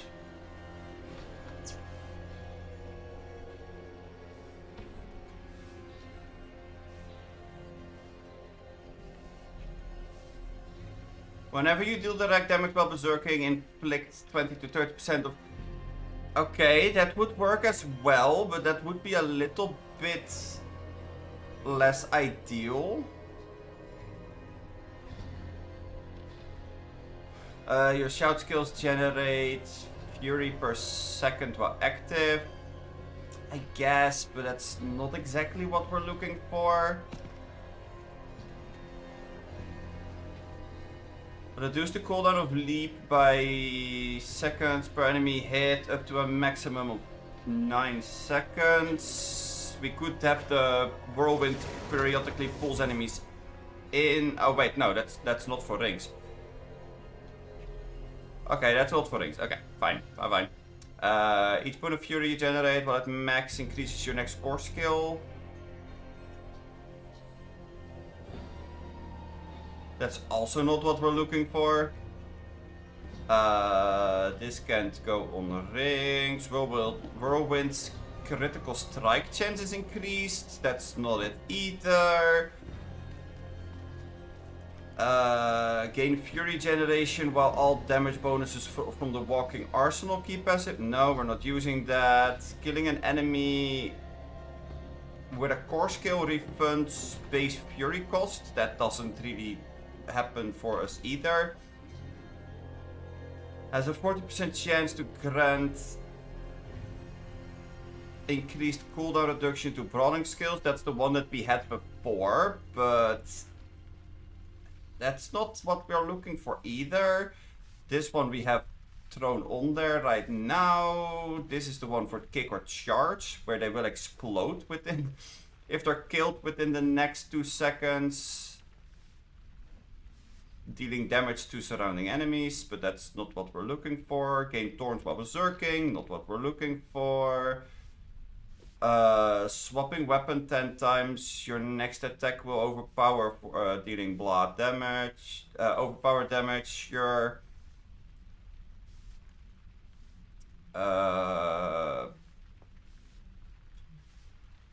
bleeding enemies up to... Okay, but that's not what we're looking for either. It can't even go on rings, so there's that. Stunning a bleeding enemy deals 22 to 40% of their total bleeding amount to them as physical damage. Oh. Okay.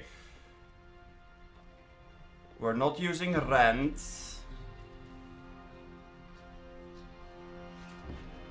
Up to a 35% chance to gain Fortify whenever you deal direct damage while berserking. Why can't I put that on a ring? I want to put that on a ring. Let me put that on a ring! Dang it. Create a Dust Devil. I mean, and that was all of them.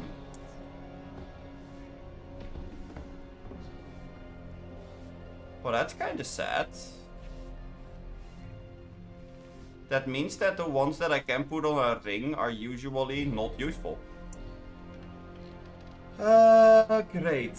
Maybe I can put the overpower thingy on there.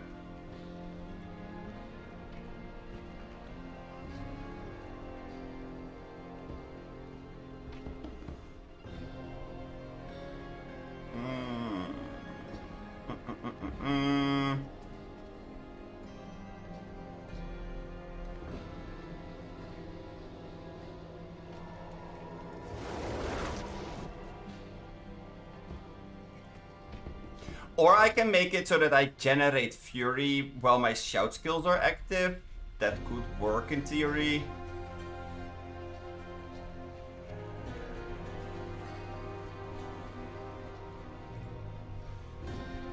Or I can gain fury while berserking. Let's go for fury while berserking. I think that one might work the best for what we are doing. Because that means that we can use double swing more freely, so to speak. But that's a ring only one, so that's gonna be fun. That means that it's not gonna be easy to find one if we don't already have one.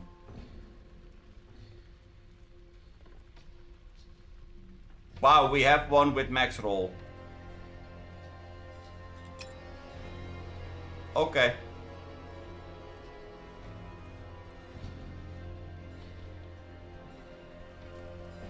Great. This one.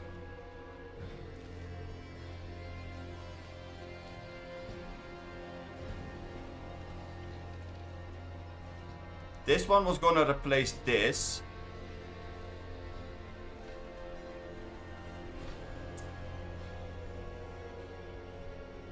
Right?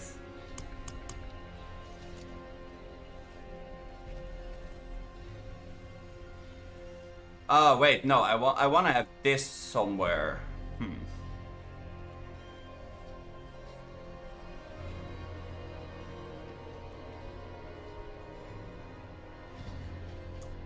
What can I put this on? Shield, amulet, pants, chest armor, and helm.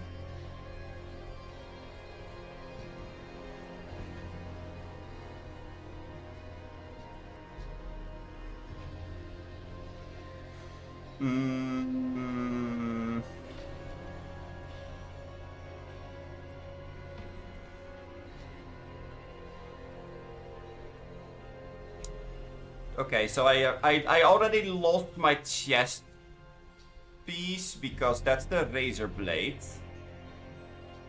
So I can't put it on there.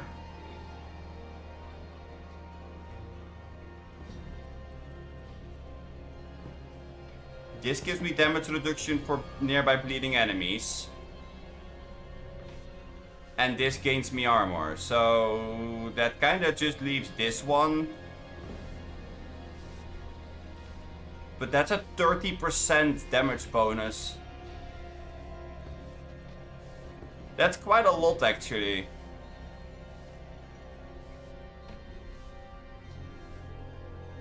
Then again, 20% damage reduction might be better.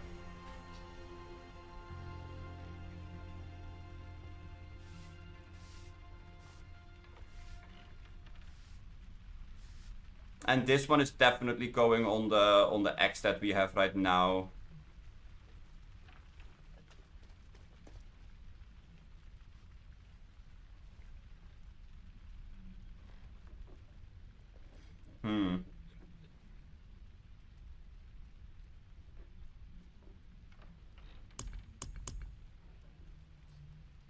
Okay, so we take this, we put that on here.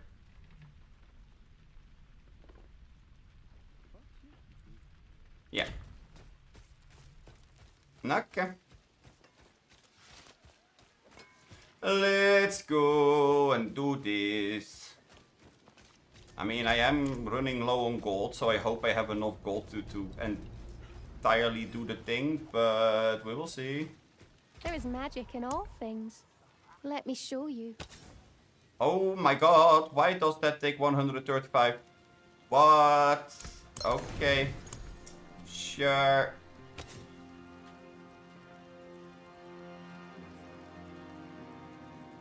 Oh, right, on the ring.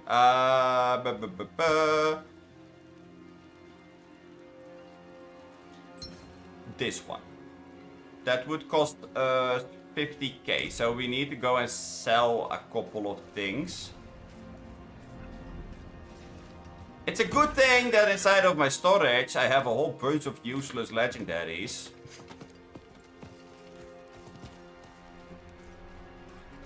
That I can just sell. Let's put this inside of here before we are accidentally selling the good ones. Because this can go, and this can go, and this can go, and this can go. Same for this. Actually, we found better versions of these, so that's alright.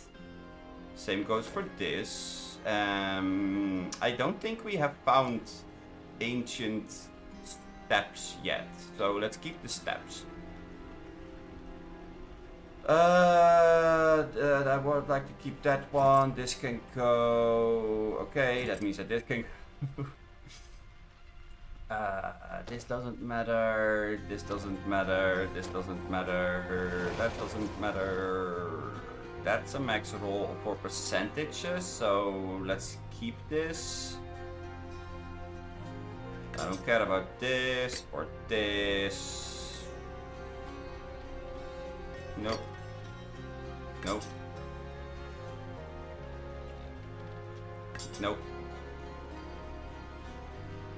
That's a max roll. This is a pretty high roll, but not high enough. Same for this, and that one doesn't matter either. That should be 50k, right? That should be 50k. Up closer at a distance. I have weapons for any engagement. I'll take it off your hands. Easy, 1 million, I'd say. Boy. Okay, so let's go grab the axe again. Actually, if I'm gonna do that stuff anyway, I might as well go and put these inside of there. Because I was thinking,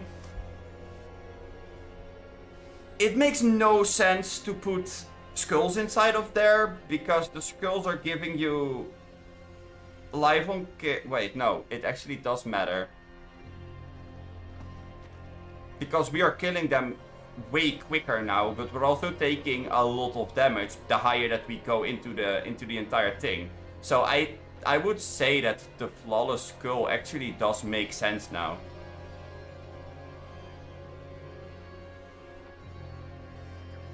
That's the best survivability tool for in the weapons. I don't need more damage bonuses because this is not gonna do anything. We're not critting with the thorns. We're not really relying on overpower damage. We are basic attacking quite a bit.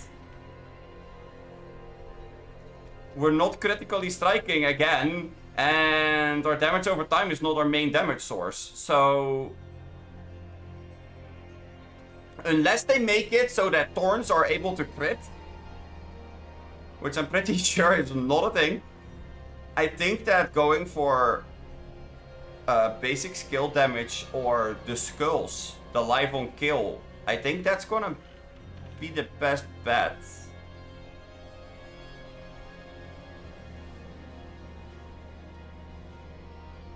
And I think, and this is really just a thought. I think that I don't need thorns on my gem slots. I think that I need royal sapphires to get that nice little consistent 3% damage reduction while fortified.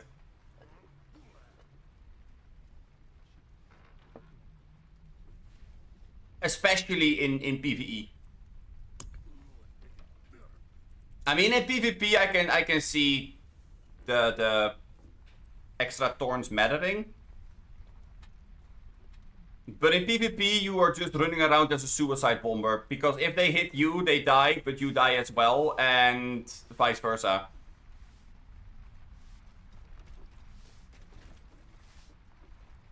It's so funny. Whenever somebody in PvP is like hit by something that another player does, most people immediately retaliate without thinking. Oh, I have seen it happen so many times now. It's so hilarious.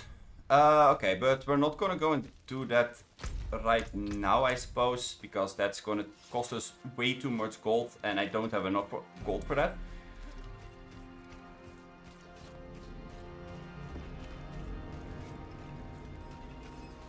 Well, I mean, yeah, no, but they immediately retaliate with, like, the thought, hey, yo, this dude is having the nerve to hit me. Ah, gotta go murder. And then 2 seconds later, they regret their decision because they hit me while I have, like, the insane amounts of thorns. And they go, no, please don't hurt me. And they try to run. It's like, what?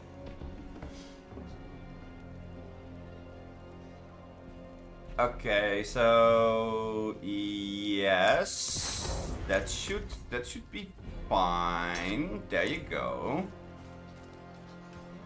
Now we go to, oh wait, no, now we go to the person over here, to the jeweler, Stars around your neck. because we need to go and Stars upgrade make that to me the max. envious, my friend. Then we go to the blacksmith to upgrade the axe to the max. Where's the blacksmith? That's the blacksmith.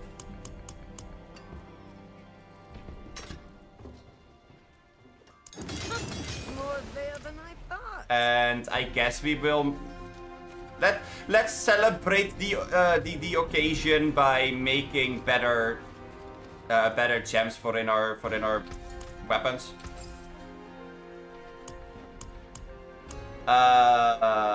Okay, so do we want to go for skulls, which is giving us 24 life on kill, which is going to be times 6, so that's roughly around the 140-ish, 30, 40.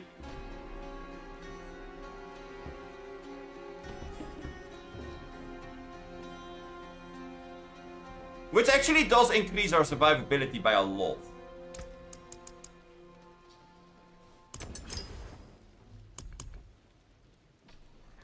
To receive a socket.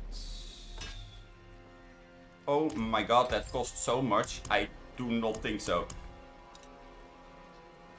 Let's take these out. Oh wait, no.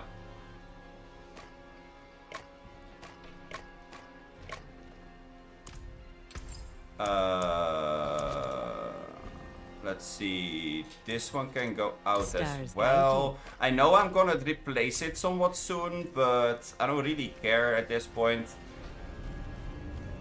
Right now, I kinda just wanna make sure that I am able to go through the motions of getting hit, murdering things with the spikes, and then getting hit again.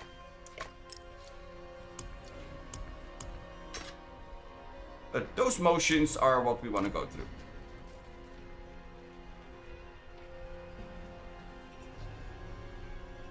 I mean, that's an opinion you are more than able to have, sure. Wait, where is my level kill? There. Okay, so we have 4 of them in there. That's about 100 because we have the 20% bonus. So 100 per monster that we kill, including the the kills on from thorns. So yeah, okay.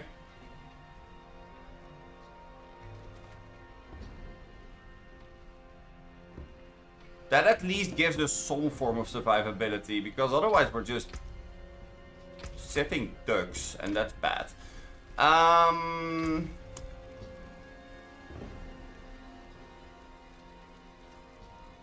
Slowing projectiles, Stormbane, monster shadow damage, monster crit resist. Sure.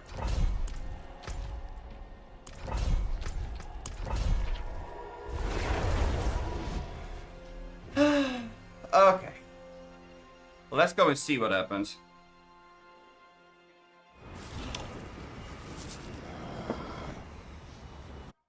I am not gonna deal with wild monsters outside of dungeons. I can't be bothered.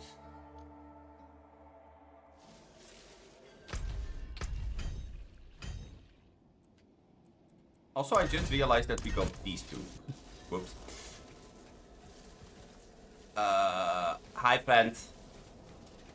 If I pass through here, are you gonna go and blow up in my face? Or are you already gonna start doing that? You're already gonna start doing that, okay. Free the prisoners, okay.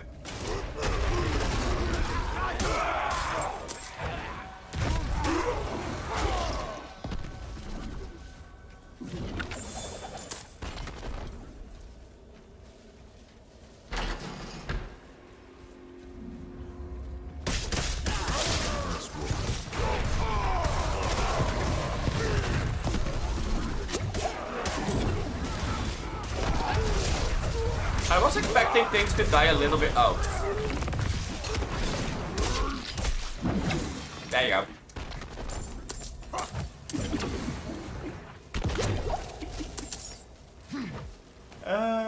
It's so stupid. Oh, more bonus health. More bonus health means more thorns, means more everything. Yay! Yeah. Cool. Okay, let's see, where's the next one?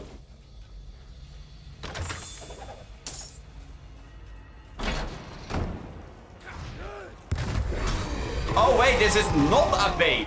Oh!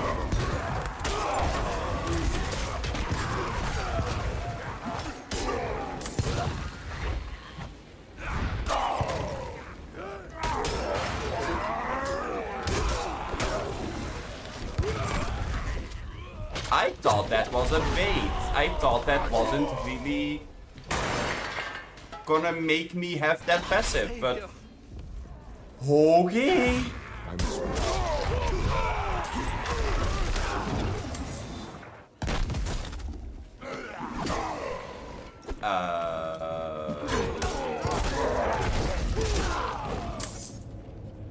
Okay.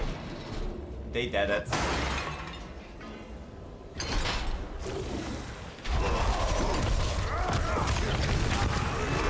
What are you doing here? Get out of here. No, no, no. Bad forger. Okay, it's really funny because now even the ones that have that vampiric passive,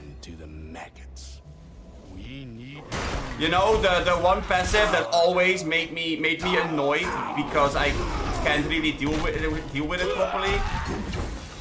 Even those have that they one-shot themselves now. Also, I need you to come over here. Yes, thank you. Because otherwise, I'm not able to open this cage. Which is somewhat crucial for me to finish this dungeon. Yeah, I really need to fix that that downside of stunning them, because now stunning them is not as beneficial anymore. Because things are murdering themselves the second that they hit me.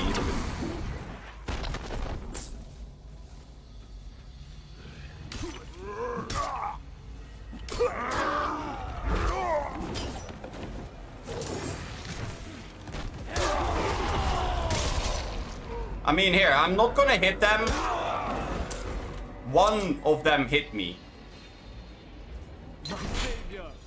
Instantly all dead.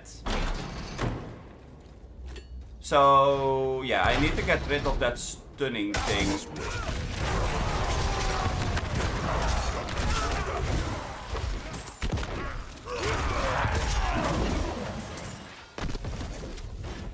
I'm not ready yet.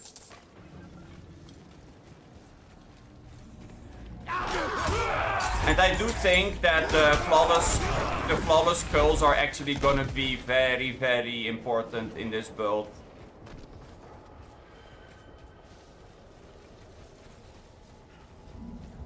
It's locked.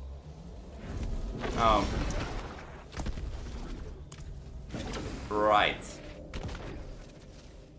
I have to go and find the boss.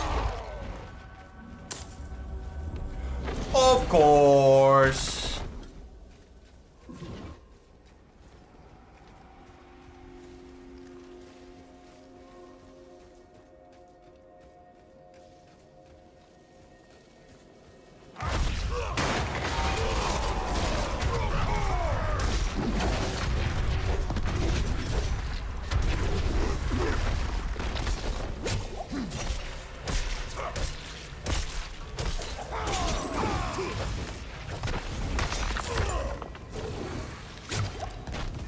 Honestly though, I am really doing a lot of damage to elites as well.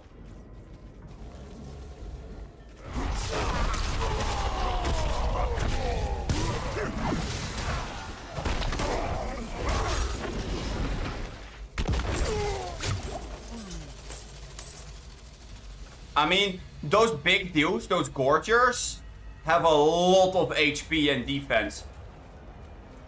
And they still take about, like, what, half their health in damage? That's kinda disgusting.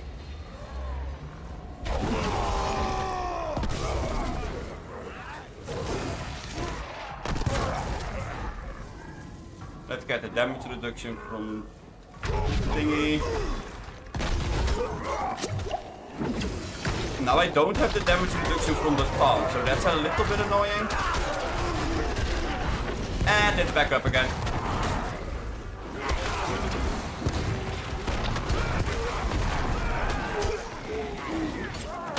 Just FYI, I am not pressing a single button except for like a potion. Like I activated like what, one potion or something? The rest was all automatic.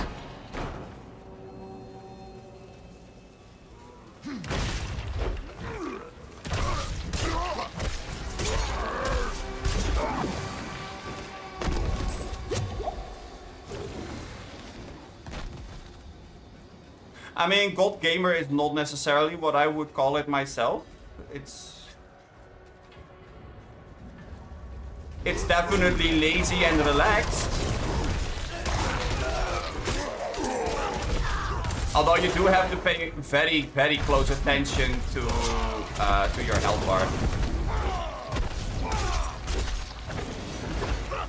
You need to pay attention to your health bar and to the difference in like what happens with your abilities and whatnot, because otherwise it's still a little bit rough, because you do have to get hit. Not ready yet.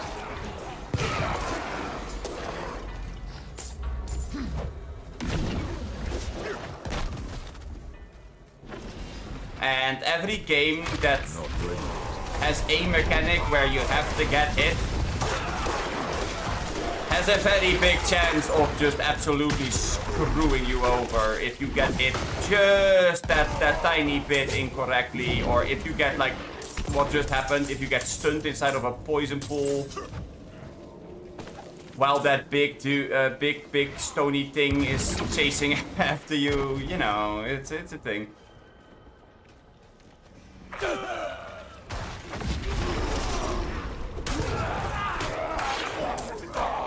But the fact that I'm hitting them back for like 100k damage is... That's kind of absurd. Even... I am not that's the best part about this entire build. Even when you're not raging, you still would deal like in the 40k damage or something, so the little stuff still will die.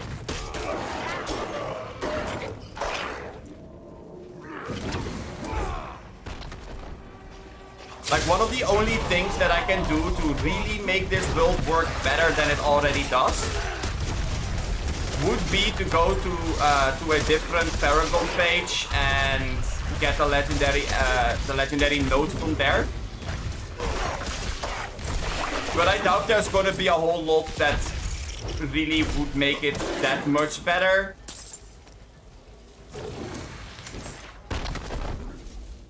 I mean, I can't really go and have a look with, you know,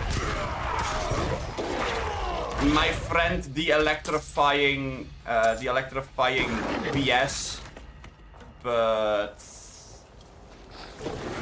yes, you. Thank you, Stormbane, for pointing out exactly who I was talking about. But we can go and have a look-see after we're done inside of here.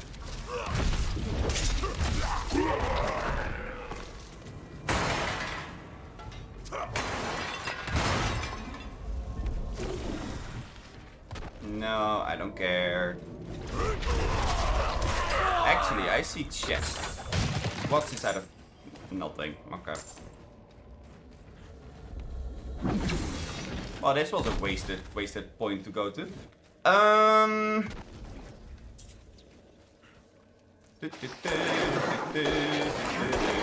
Not ready yet.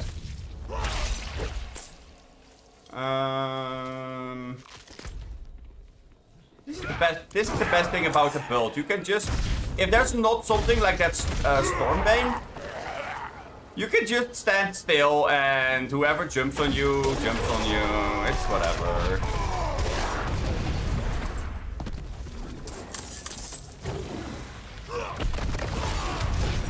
With my Stormbane buddy, that's a little bit of a different story.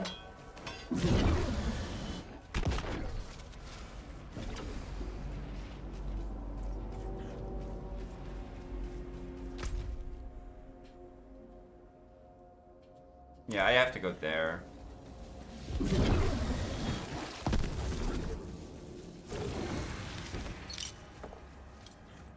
It's no use to walk all the way back again, because there's nothing there. I only need one more of these corpse thingies. Which obviously isn't in this room.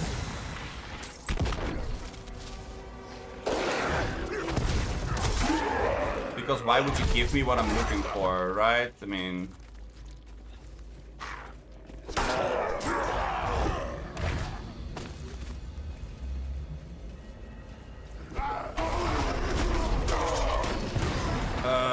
This map has so little, like, enemies that are all gathered in the same spot.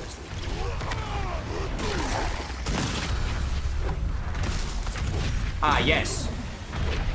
Try to hurt me, skeleton. Can't lift more. No!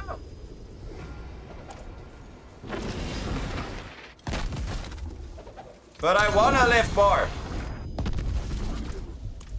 I must wait. Oh my god!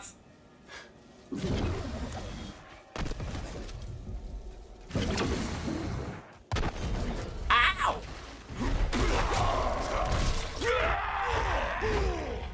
Why are you so mean, gang? I'm not ready yet.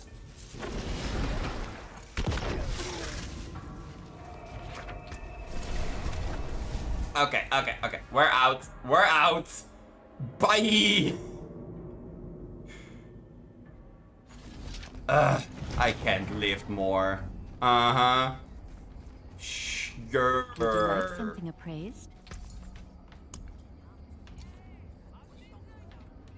Healing received. Fire resistance, crack tool duration. Okay, let's see. Ooh, damage while berserking. But the rest is not better. Chest pieces are never gonna be better. Swords are never gonna be better. Ah, that was an axe.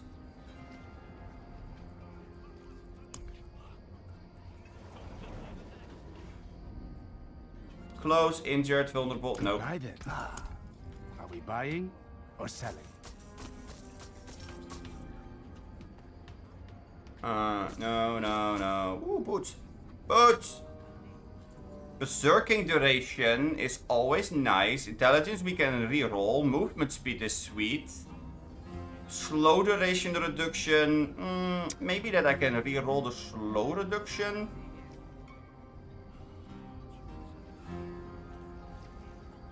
I will keep those.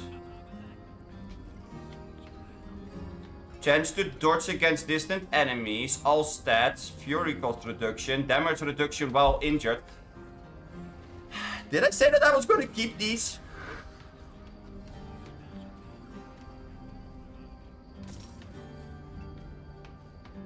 I like these.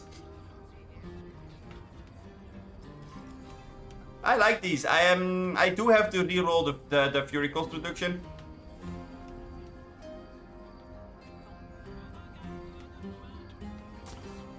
These can go. Overpowered damage with two-handed bludgeoning weapon. Shrine no. No, just no. This Get out. I can sell.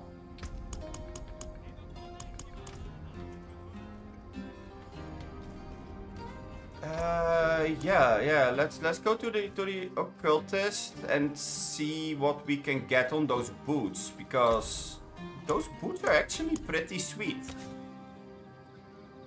I think Fury cost reduction, damage reduction while injured is really high on this one. Ooh, fortify generation.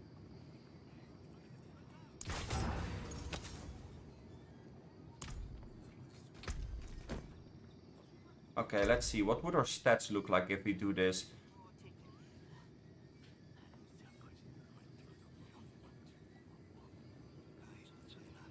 Damage with physical.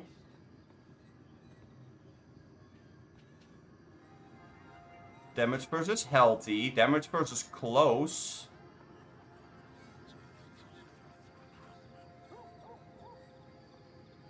Wait, why does it increase damage versus close?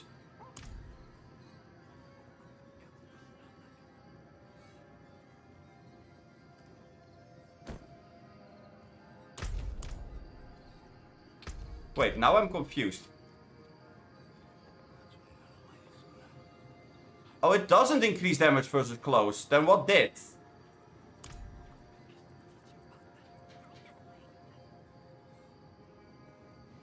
Oh, upgrading this X did. Yeah, okay. And upgrading this one did it for the other one. Yeah, okay, never mind. I get it. Okay, cool.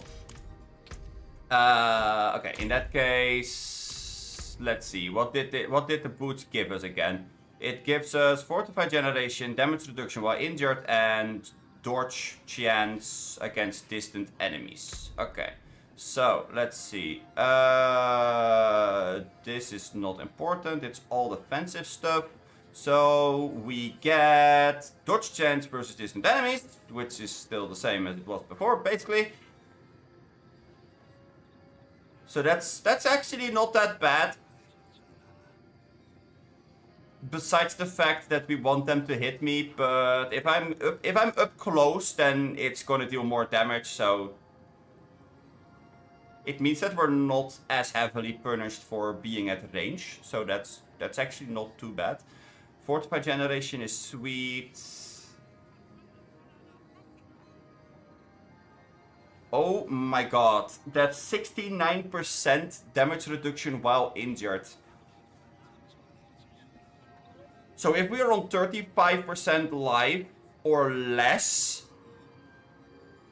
we take about 60% less damage. And if we're fortified at that point, which we are when we are at 35%, guaranteed almost,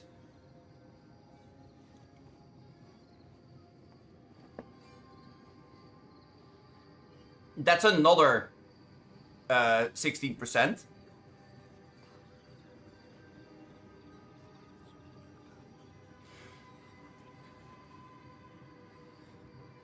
So in other words, when we are on 35% of our HP, that's when we get the best bonus reduction in total.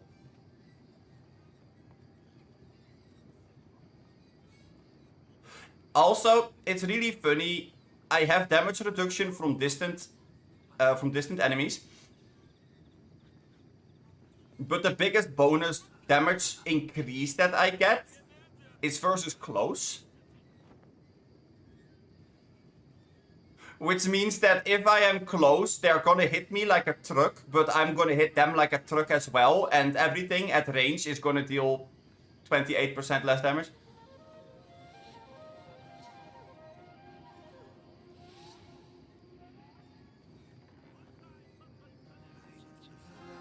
Like, in a way it makes sense, but there's also a part of me that just goes, wait, that makes no sense. Okay, so we only have 30% bonus duration on berserking, but we can get that up again.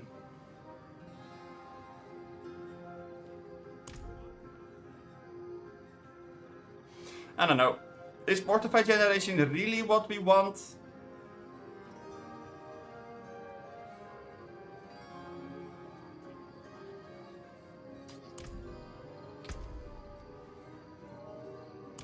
Not while I'm in town.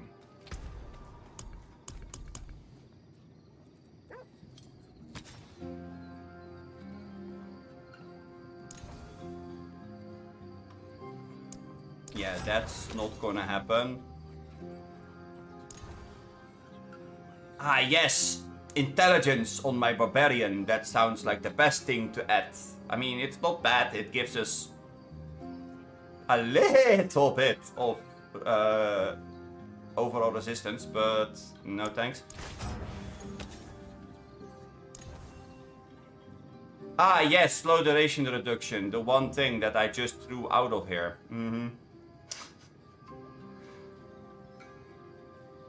No, I definitely go for that one instead in that case.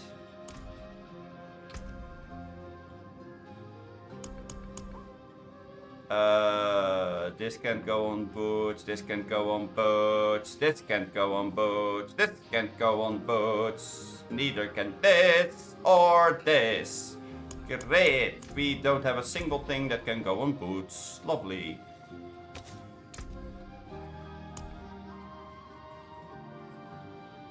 Ah, yes, okay, well, perfect.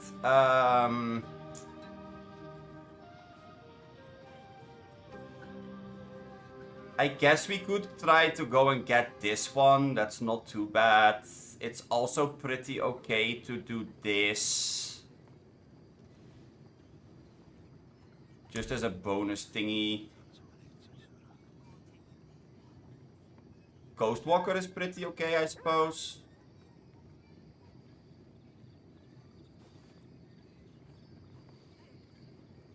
I don't care about the movement speed necessarily.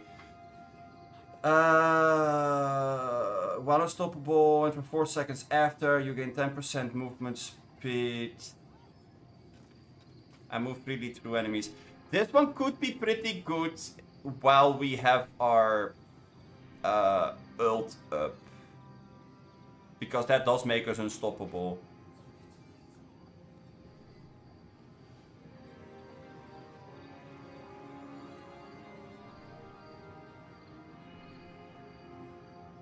You gain 20% increased movement speed. I don't know. Aspect of audacity, aspect of shared misery. I mean, this one could be pretty good if we are spreading our taunt, because if we keep things taunted onto us, that's not that bad. That's actually kinda good. But we don't really have any other crowd control, so... Is that really worth it?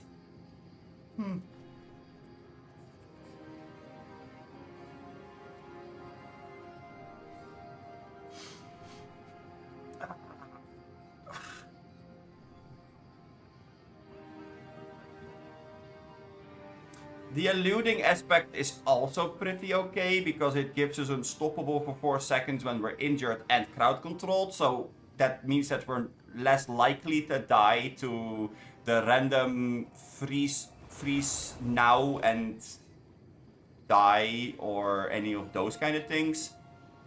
Then again, we already are building so that we are surviving while injured, so I'm not really sure if we need to go harder on top of that. Then again, for PvP this is actually not that bad. Yeah, maybe we should try to find this. If I don't have it in my storage yet. Let's put these boots back because they're starting to become a little bit of a pain.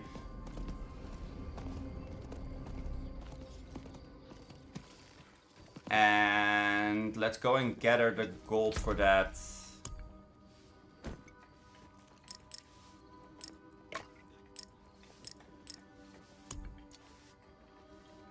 While also gathering the gold to put sockets on this weapon. To make one more of the skulls, of the royal skulls.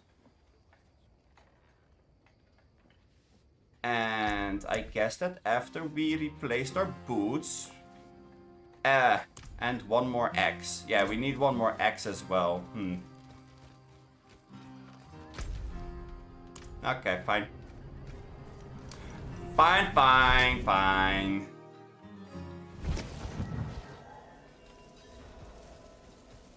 I'm back.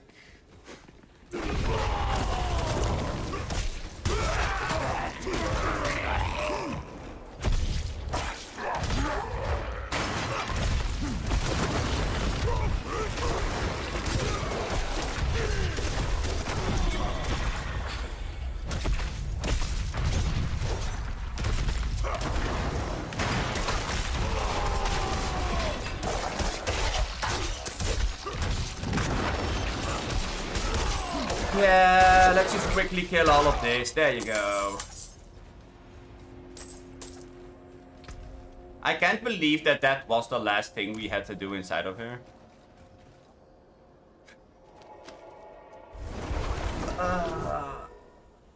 I was hoping we would have to fight a boss or something, but instead, no.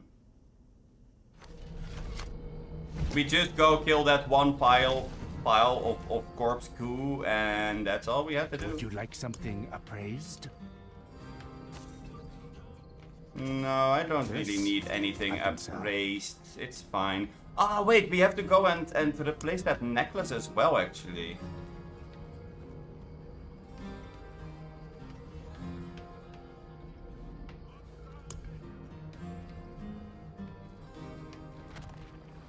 Oh, that's gonna be a pain to deal with. Yeah. Sorry, but I have to go and say this. I think, personally, that it's really, really stupid that you can force overpower damage,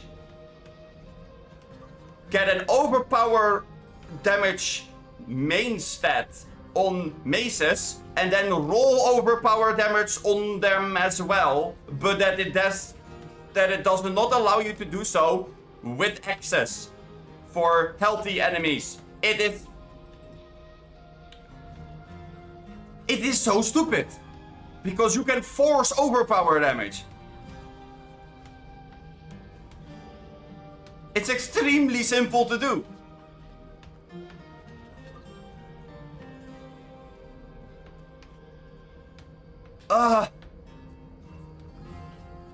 I mean, if you just go and look like, oh, after swapping weapons like 10 times. Yeah, I have it on the gloves. After you swap weapons 10 times, your next attack will overpower and deal 50% increased overpower damage. Oh, gee, great. That means that if I just build on this on its own, that's already gonna do an insane amount of damage. Because you can roll it double on this. On this. On this. And then you can socket all the gems as well. And just for your info, with just the overpowered damage on my mace,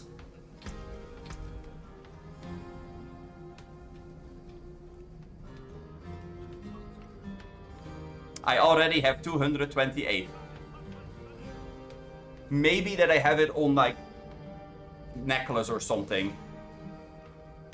I most likely have it somewhere else as well. It's not on here. Not on here.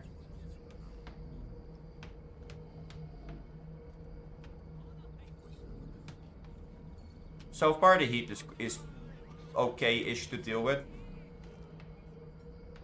So far.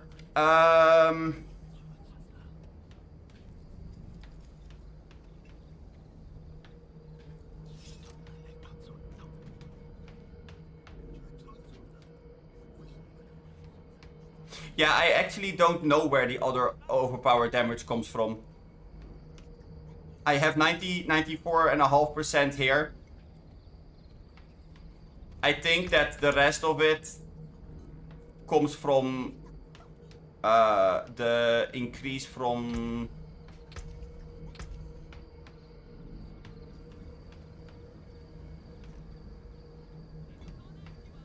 Yeah, but I haven't been outside yet, and I have everything closed for the almost the entire time of the day. Plus, I didn't think about it,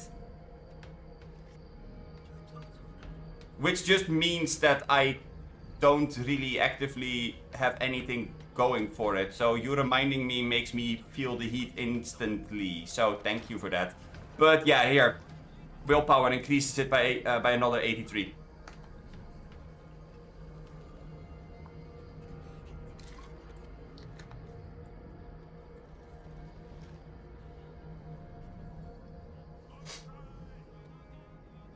But yeah, no, I think it's really stupid that you can force overpower damage, but you can make the entire build around overpower.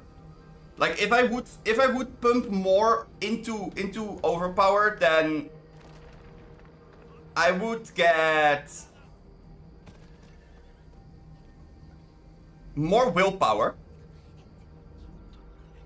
which instantly increases it by a certain percent.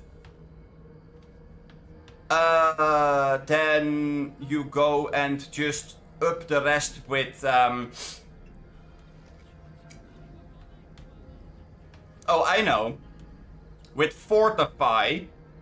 Because yes, the amount of Fortify that you have does inherently grant overpower bonus damage. Including your max life. Max life also increases the inherent overpower damage.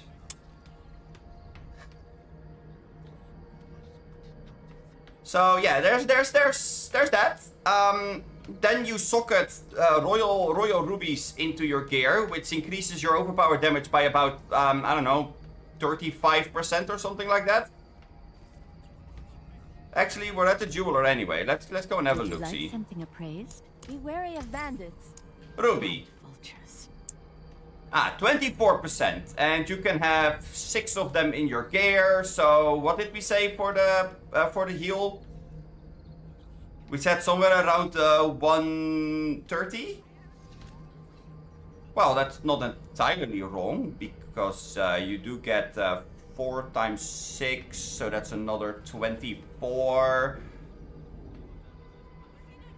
24 plus 120, so 144 bonus to overpower damage. Then you have about 100 on the original roll of your weapon, of the two-handed mace. Then you have the 2 overpower stats on your offhands, of like your one-handers, which if both maces you can get well, about an 100 bonus as well. So that's 100, 200 with the overpower damage from the gems is 144, about 340, let's say 340.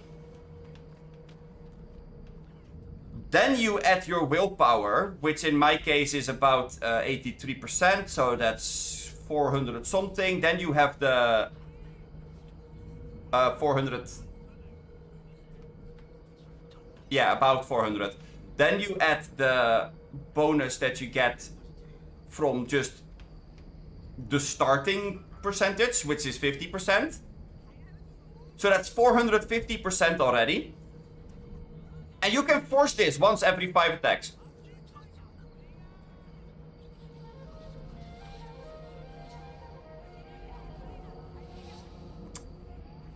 Yeah.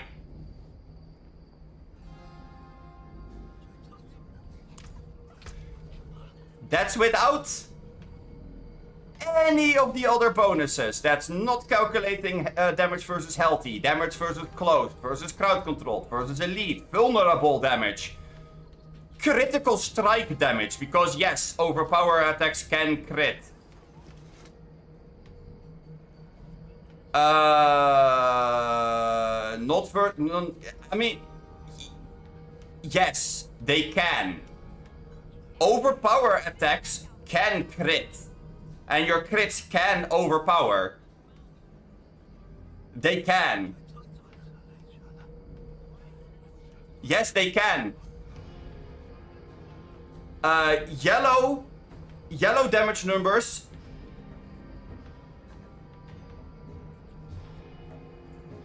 Yes, okay, hear me out. Yellow damage numbers.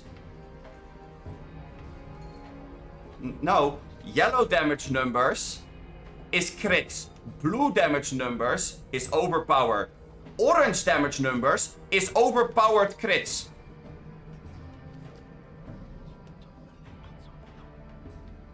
Yes, they can crit.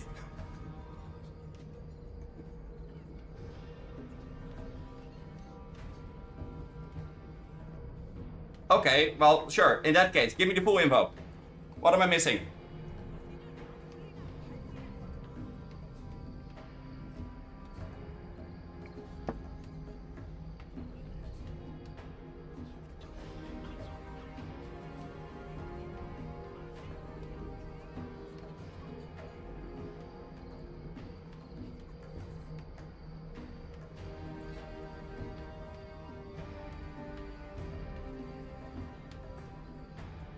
Because overpower percentage increased damage is separate damage calculation. Okay.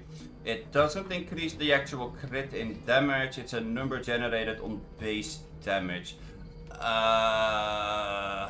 Okay. So basically what you're saying is they slap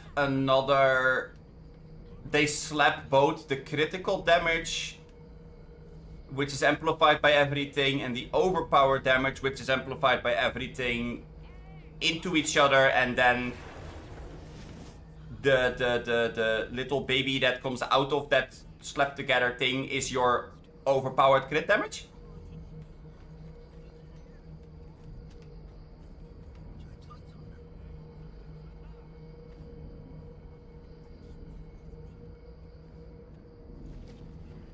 Okay, I can accept that much, sure, I guess. I'm not entirely sure if it works that way, but sure.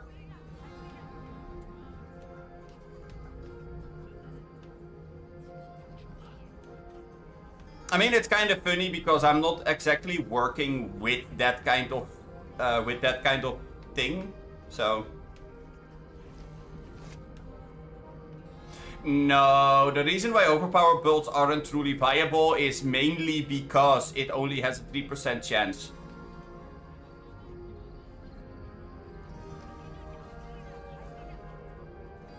And that 3% chance is not something that you can force to become more. You can just force your next attack to become overpowered. And you can only do that with like very limited things. Like you can force your core skills to become overpowered after so often.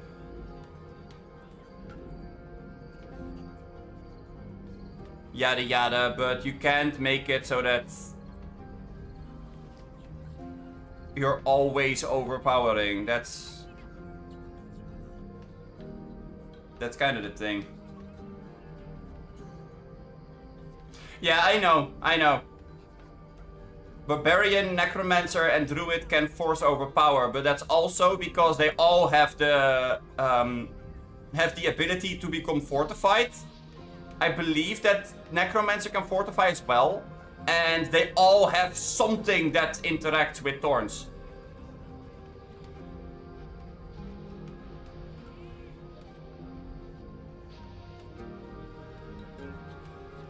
Yeah, I get it. It's burst damage. It's burst damage. It's a thing.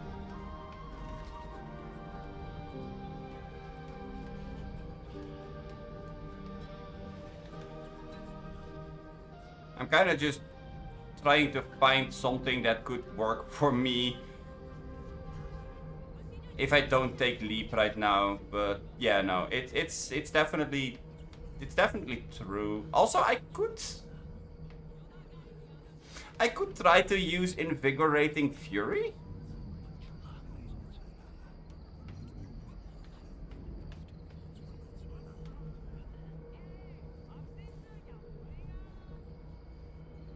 Like, if I wouldn't use leap anymore, then that's a thing I could do.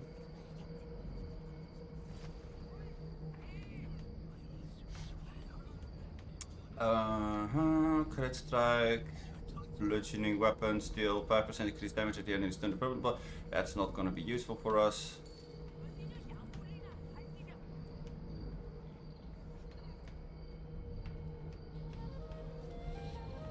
That's not useful for us either, because we're not really using the bleed effects to deal extra damage.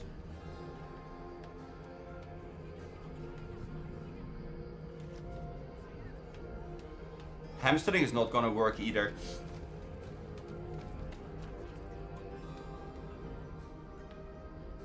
Gets it pretty much for free in its skill tree, so that's fun.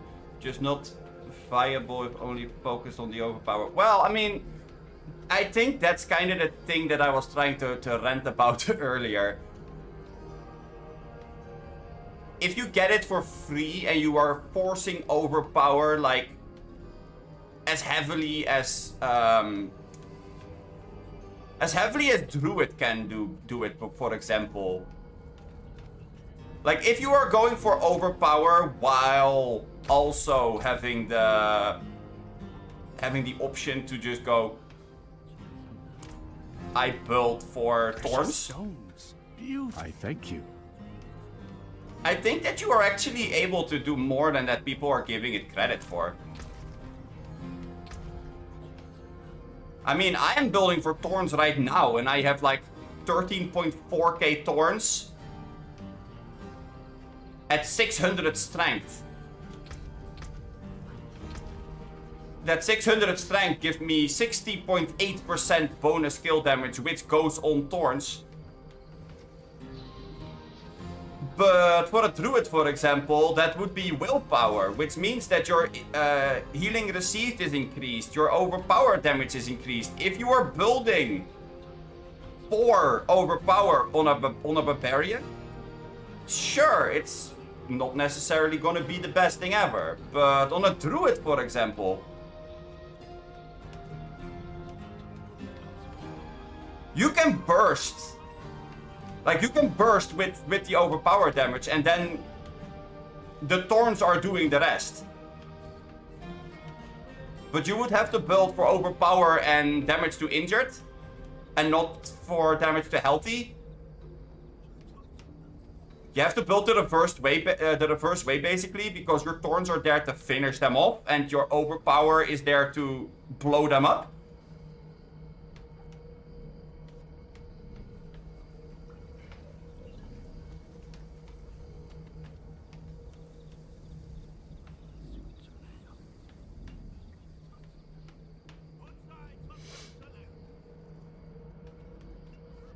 An actual different multiplicative modifiers on every hit.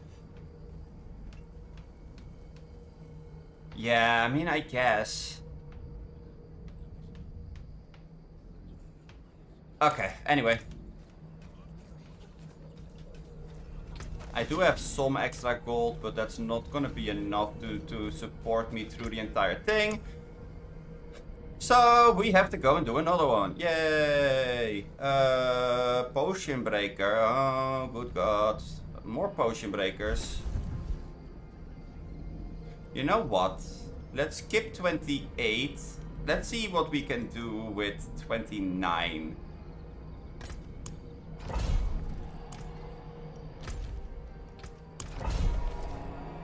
What's the worst that could happen?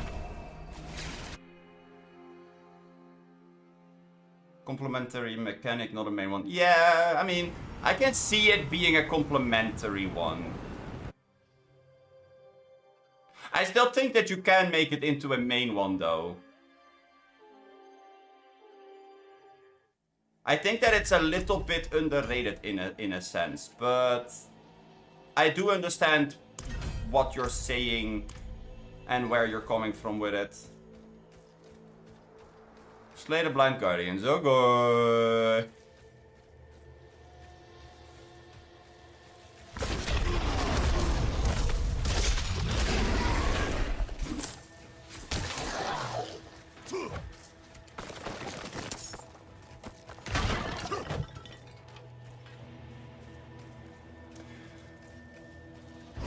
Yeet.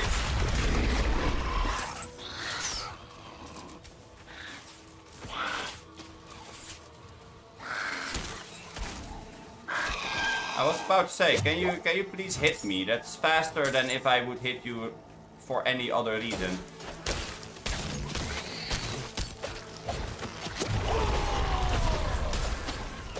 Good. Hit me more!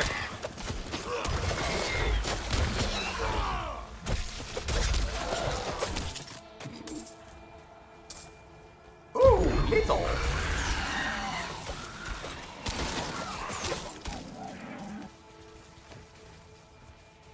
I like lethality towers. They're fun.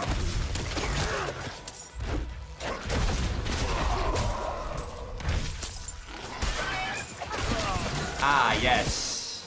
Lovely.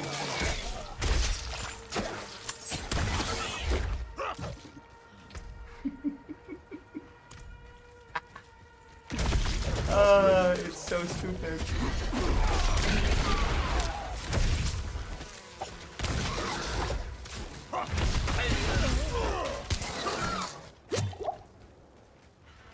Why are they all hitting themselves?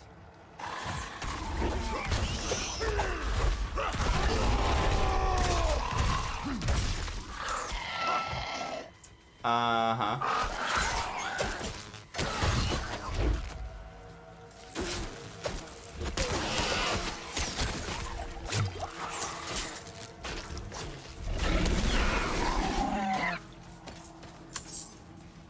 I mean, not gonna lie, I don't really have a reference to base to what would be good damage and what would be bad damage at my level and my amount of gear. I'm not ready yet. Because I never had a barbarian that was not the way that this one is. So it's hard for me to say if the 150k that I'm dealing to these monsters, if that's high or not. I'm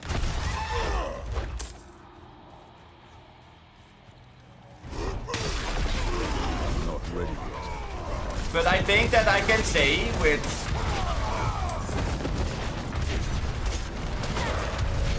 relative ease that the moment that you blow your enemies up the way that I'm doing right now, without exactly lifting a finger,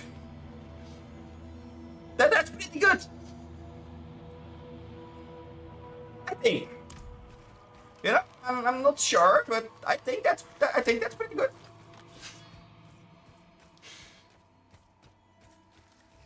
Hey, look, it's another blind beast.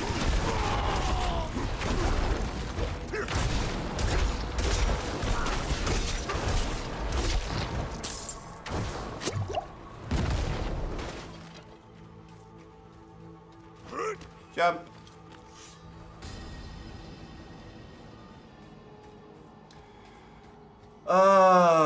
Bloodstones, huh? Okay.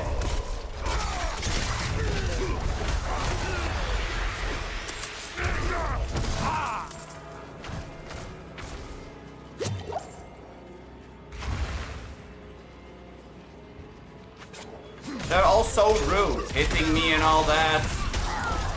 How dare.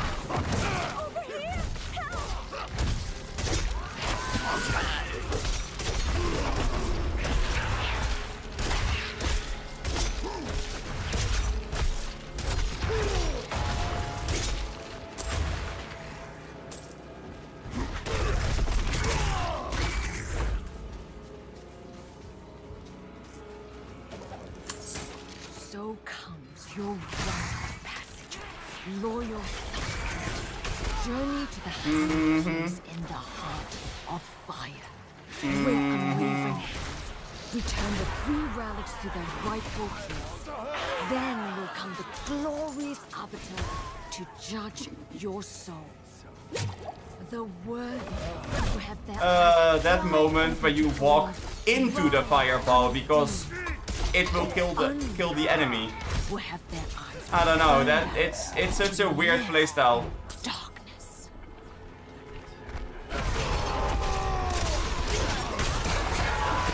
Getting hit on purpose really feels off. I can't put it to words other than it's off. Like normally in this kind of game you're really trying to get hit as little as possible and you're like trying to dodge things so that you don't die. Meanwhile I'm like, no, hit me.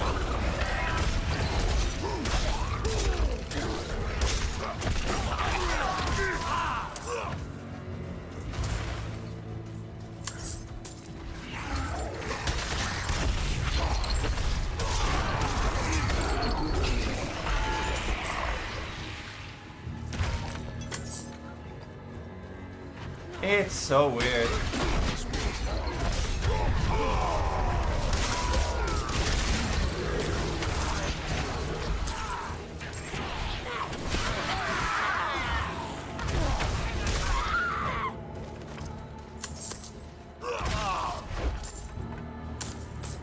Yeah, I share the feeling of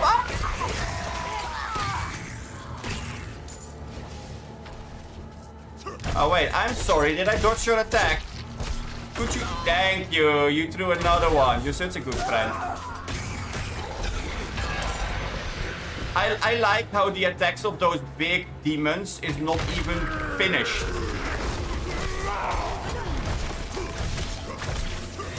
Like they don't even finish their attacks. The second that they hit me is the second they die. And the animation instantly stops because they incinerate.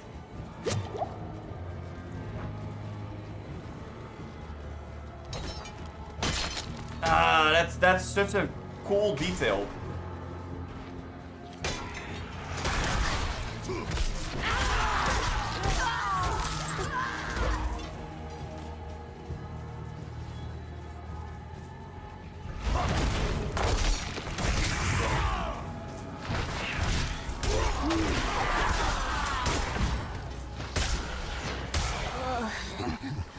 Here. They instantly stop moving because they're dead.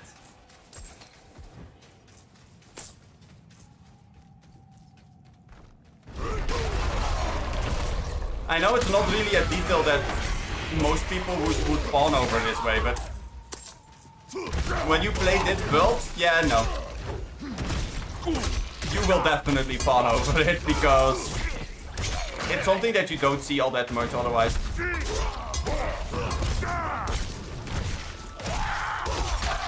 Oh my god, no, I don't want to apply thorns on auto attacks. Jesus Christ, that's broken. This is good enough, okay? We don't need to make it better than it already is.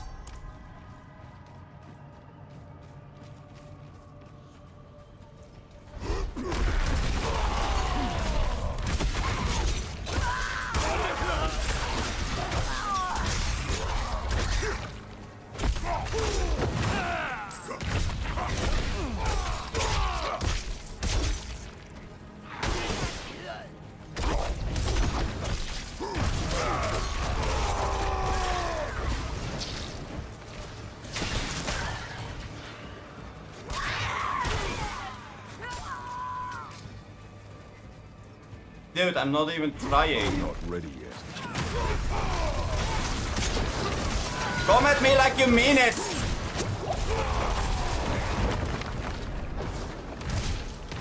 Pathetic!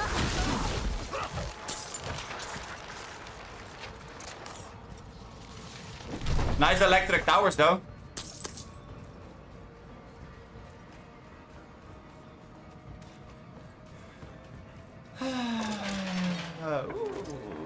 More stuff to sell. Yay, more gold. We like more gold. Gold is amazing. Okay, that's that. Now we have to walk all the way. Excuse you. What do you think that you are doing? Not ready yet. Rushing at me like that. Road march.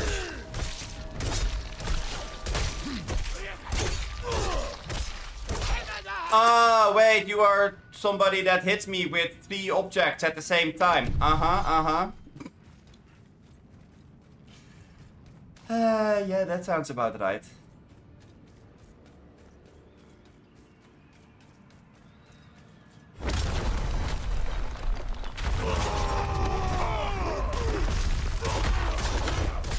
Oh, hi, friend.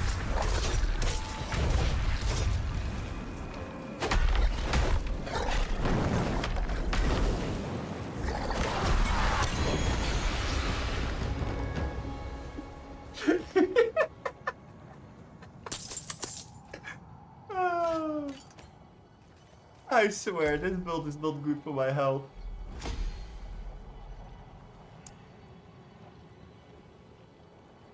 Or for theirs, for that matter.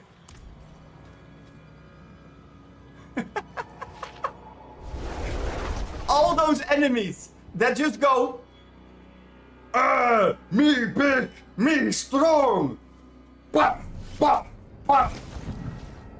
Lose 300k of your HP bar. Whoops. Or the ones that think that they are like not doing multiple hits. Would you like something appraised? Like the one where they breathe fire.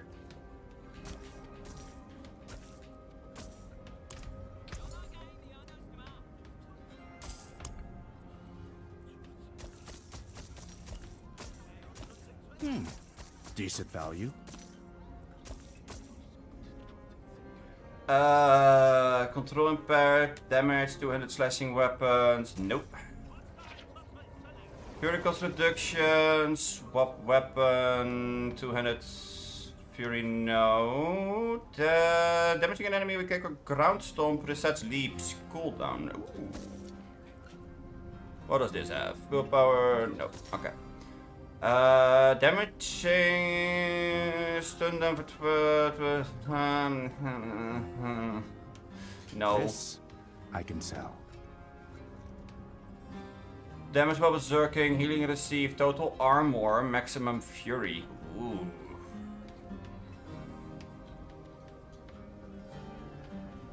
But I like the one that I have better now. I thank you. 3029.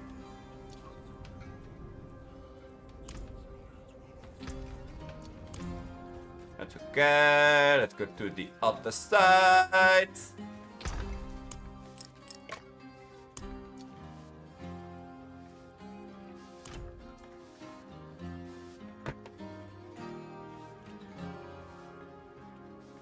Okay. Give me a sec. Be right back.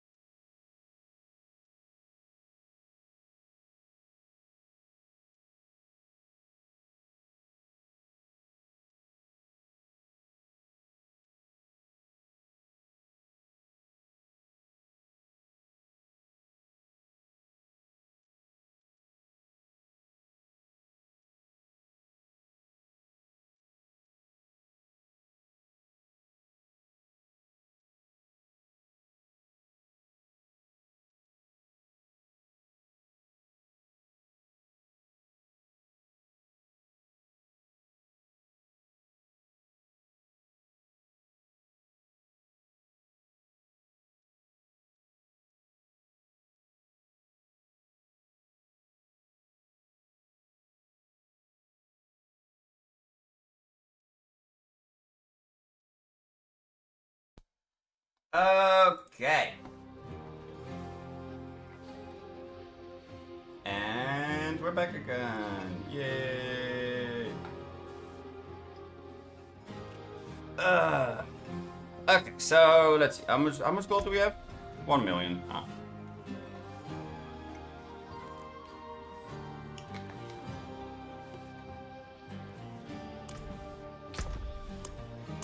In that case,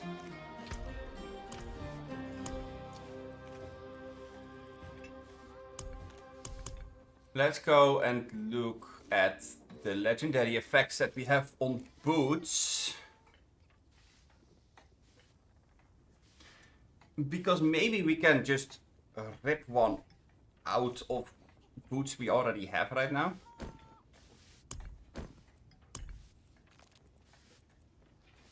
Which would be kinda nice. You have 20% increased crowd control duration. While enemies are unstoppable, you deal 30% increased damage to them. I mean, this one is not necessarily bad, because it means that they're taunted for longer. But it's not necessarily what we need. That's kinda the problem. These are both on unique. And this is another unique. Okay. I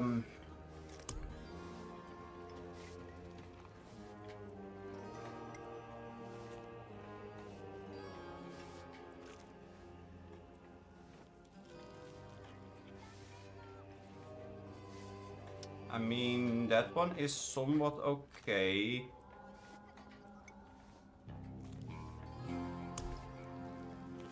I mean, some of these that you can put on rings and necklaces are also for on your boots. So maybe that we can find one, but I doubt it.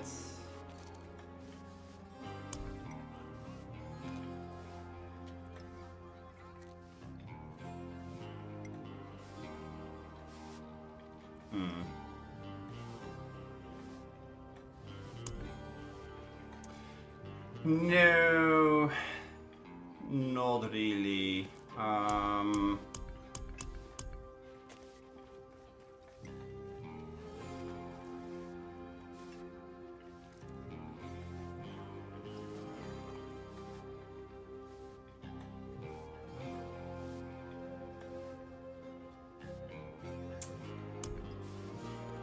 Okay, well, that means we need to find the right passive for that.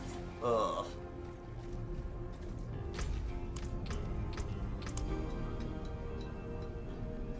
Well, that's gonna be annoying.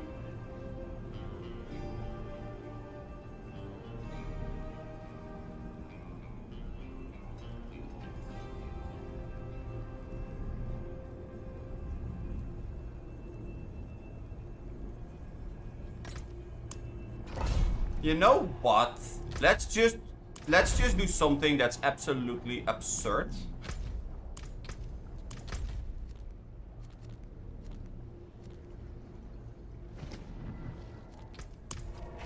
Let's try a 31.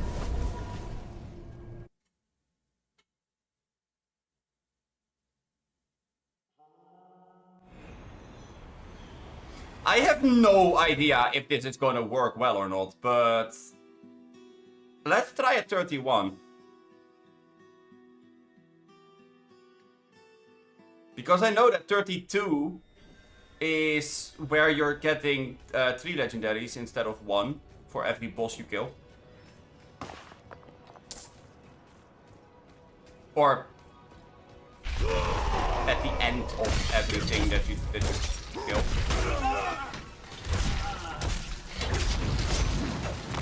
Sister Danica, a deeply corrupted heretic will be joining the other wards on the morrow.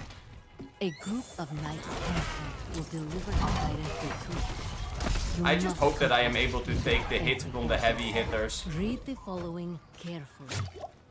Do not approach the prisoner. Do not speak with him. Do not even listen to him. This is But so far, so good. Importance. Lesser wardens have been deceived by his trickery. I'm sure you've heard the rumors. Let's avoid another incident. Light be with you, Sister Aja. That volcano stuff, on the other hand, holy shit, that hurts.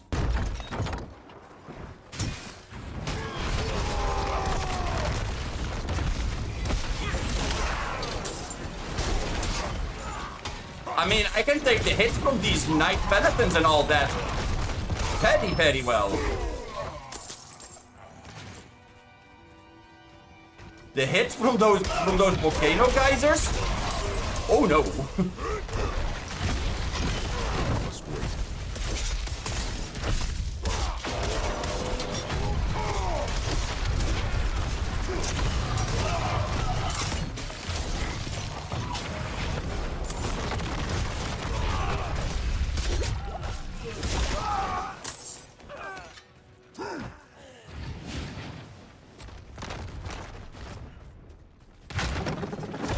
Yeah, no, I have no problems with any of the enemies, but the volcano geysers are massive damage.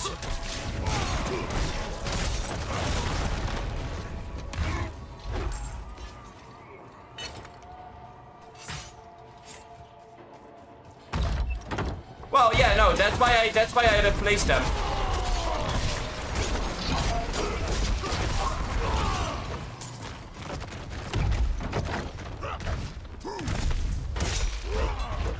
I mean, here, I have 4 of them on there already. Oh, no.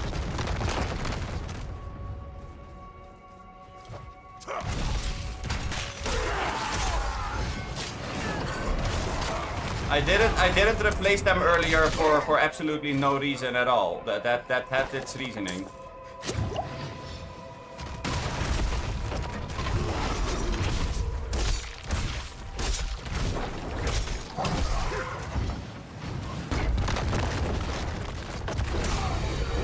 Vitality's rein!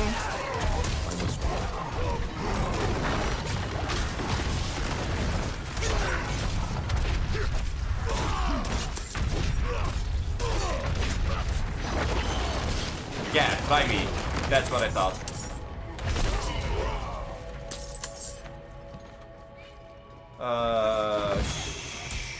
Sure. Let's go do this one first. Go all of these. Do I have to go here? No, but there's big dudes here. We wanna play with the big dudes, right? We wanna be part of the big boys. Aww, but the big boys all die.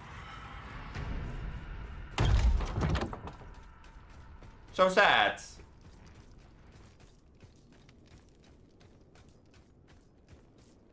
Wow, that got eerily quiet.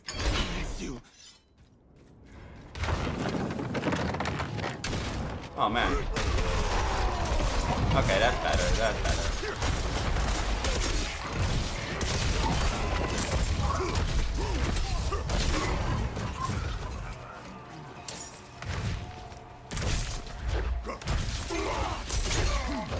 Yeah, no, but...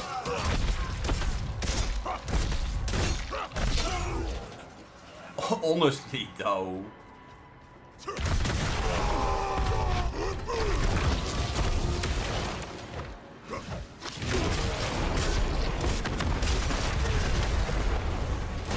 The damage that I'm dealing is pretty nuts.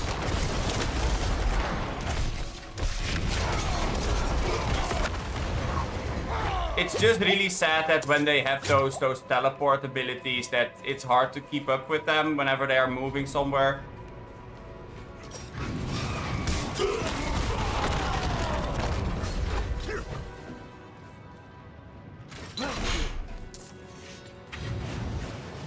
Yeah, bless me. Woo!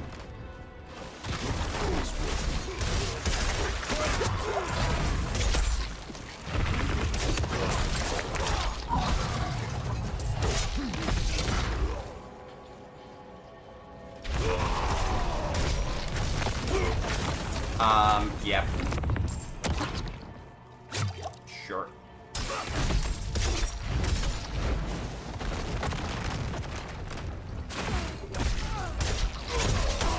Yeah, I was about to say, I don't think that these things are gonna let me go without a fight, so let's murder them. Oh, what? Did I forget gold? How dare.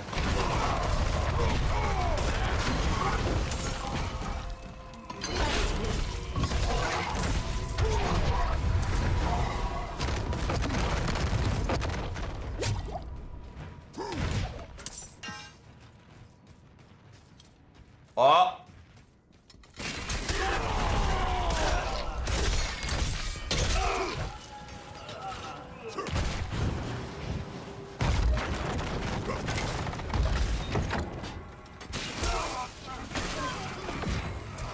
I'm not ready yet. Now you guys have gathered enough. Now you are allowed to hit me. There we go. Isn't it great, guys? It's such a silly build. Why is it working like this?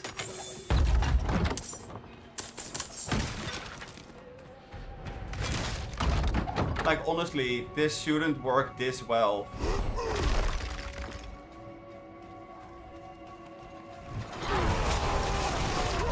Okay, there's a whole bunch of enemies here. So let's go and do some big damage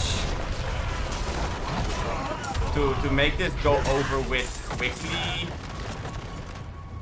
I was about to say, otherwise we are gonna run into one of those volcano things and everything is gonna be bad. Thanks, I hate it. Not ready yet. Na na na na na na.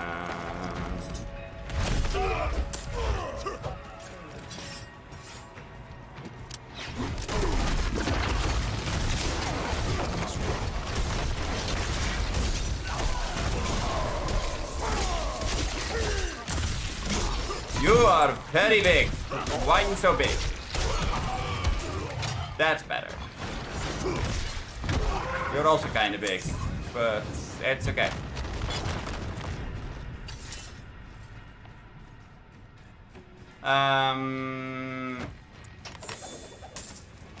Wait, what are we looking for?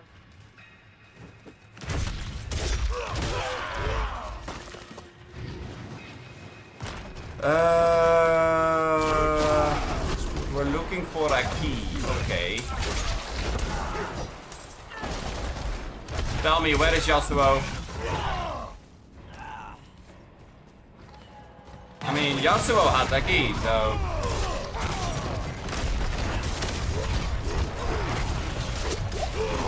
And everybody that doesn't play League is like, wait, what? Ah, he's already inside because he has a key. Yeah, makes sense.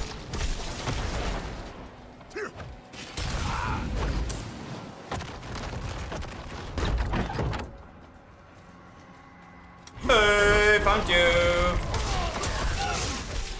Hit me!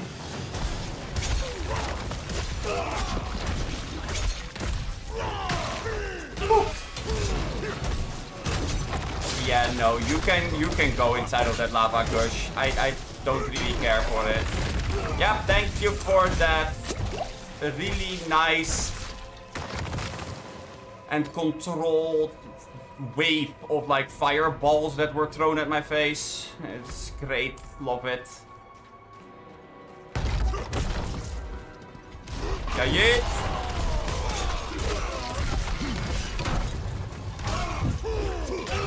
I like how the damage that I'm doing to them with the thorns is enough to make it through their shield.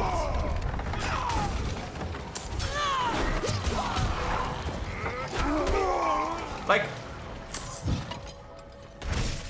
those things have a shield on. The thorns are enough to get through their shields.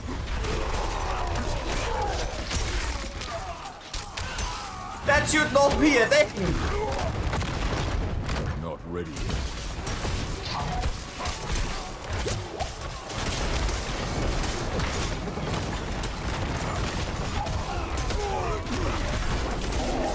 Okay, that's a whole lot of fire.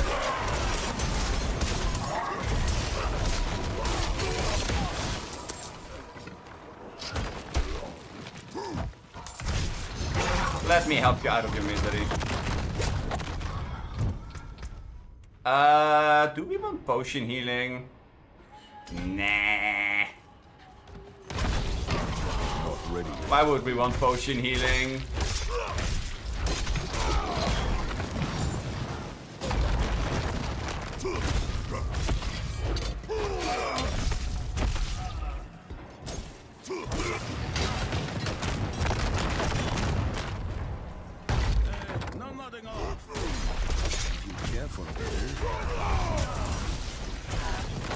What are we gonna be careful with?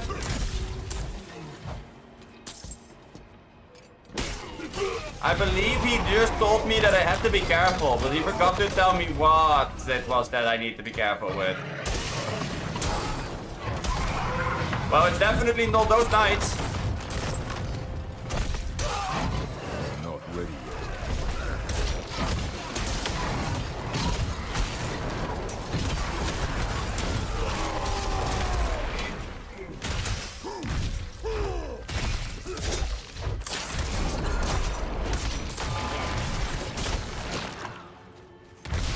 What? You heal for enough so you don't die? Lame.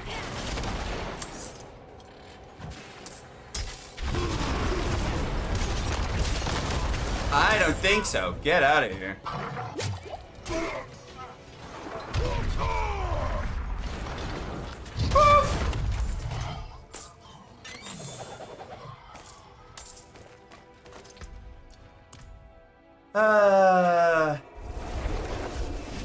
Did I already tell you guys that this build is like fucking amazing?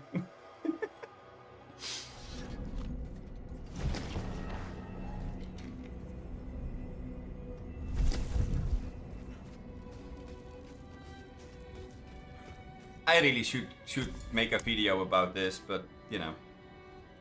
No. Actually, let's sort it. No. No, no, no, no, What no. else you got? It's not bad, but it's not better, I think. No, no, I'll take no. it. Demon called, injured, no. Ooh, that's a one-handed axe. Close enemies, bleeding enemies, damage while berserking. I only need to reroll one stat. I like it. Father bless. A father bless. All of the bless. All of the fathers. No. No. No. I'll take it. I'll take it. Okay. I'm glad that you'll take it. What was I supposed to do if you were not gonna take it? Let's see. Kill for shot. That means we have to go this way.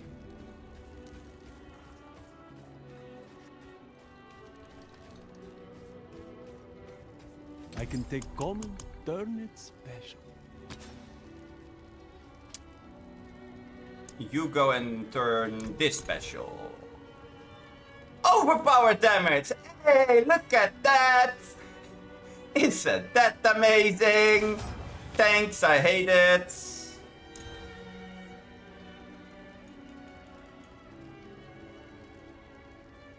I mean...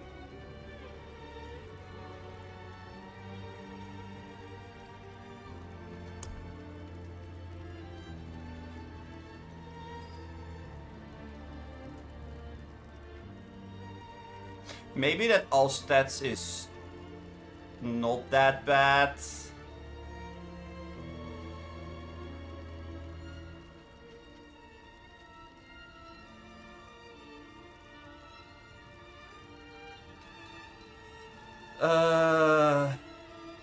Damage to injured just doesn't do enough, I feel.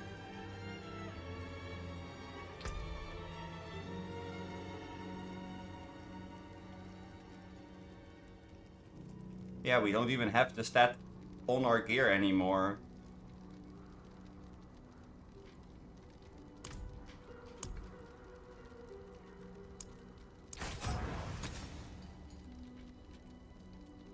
Sure.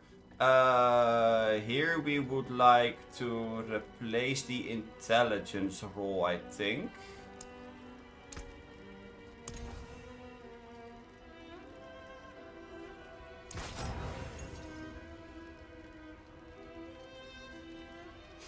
These boots are actually better, I think.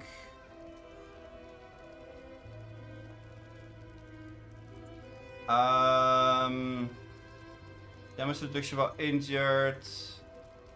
Slow duration reduction. Berserking duration. Cool. Until spring.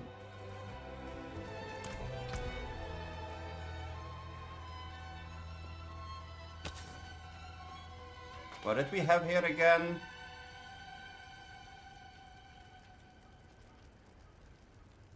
Right, and we need, whenever you deal direct damage, it is gonna bleed them.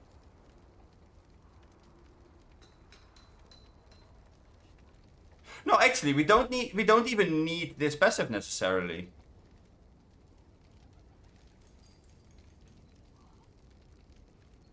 No, we don't need this passive necessarily.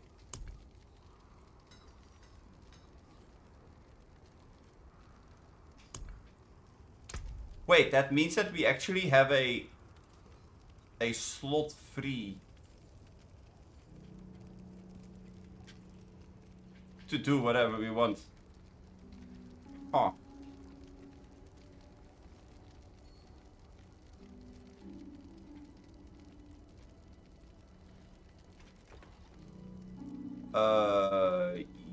Yeah, it doesn't even have to be one of these.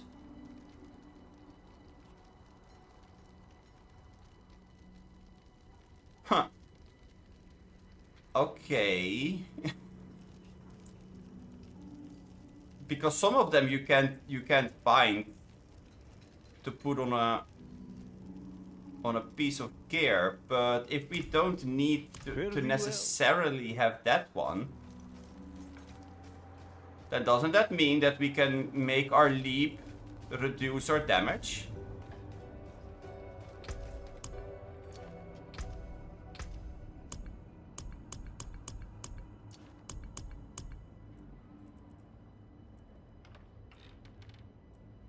I mean, you can put this one on there. Oh wait, no, I already have one in my inventory and I can't put it on there. Okay, sure. Well, in that case, let's go and have a look at the weapons that we still have stored. Let's also take that one out, just so that we...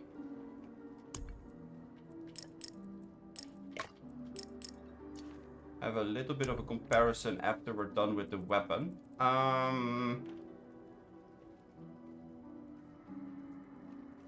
Increase damage while you have a barrier. I don't use barriers. I already have this one on a thing. This is the thorns.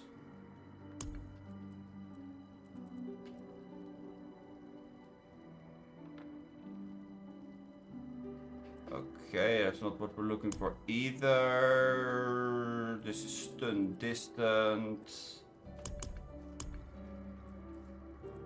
Really now? Ground Stomp, Whirlwind.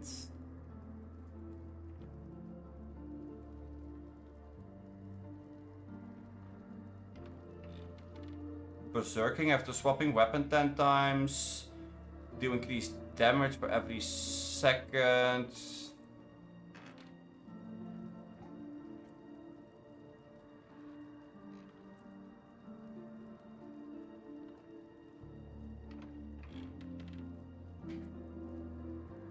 Interesting.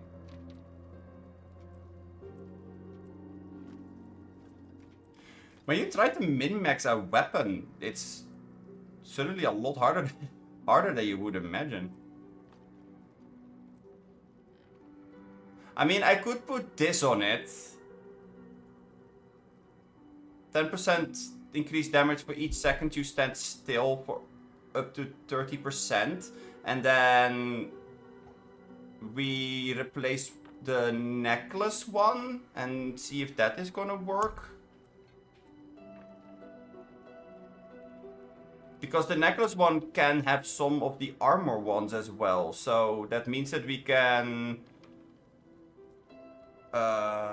wait, hold on. This can go on amulet. This can go on amulet. We can put the leap passive on the amulet, which increases it by 50%, so we can get a little bit more damage reduction from it.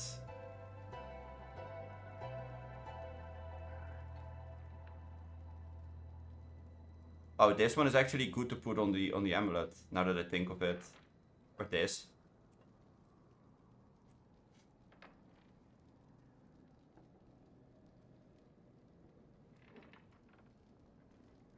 Would we miss 1.2k thorns?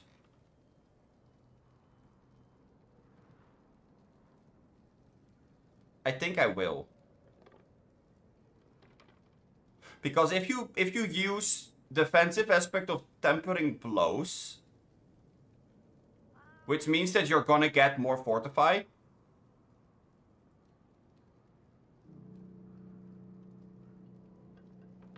And we replace the emeralds inside of my armor. Then we can get more damage reduction while fortified, which means that we're more sturdy overall.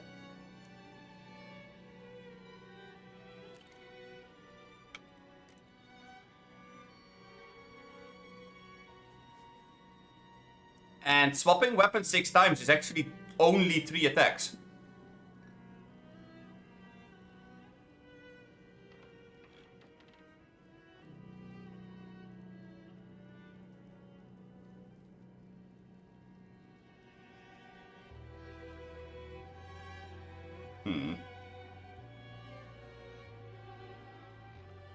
Actually, is it 3 attacks?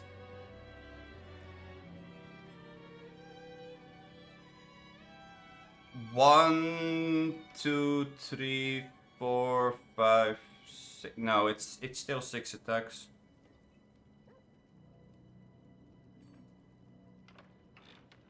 Yeah, it's 6 attacks. I mean, it wouldn't be bad to put this...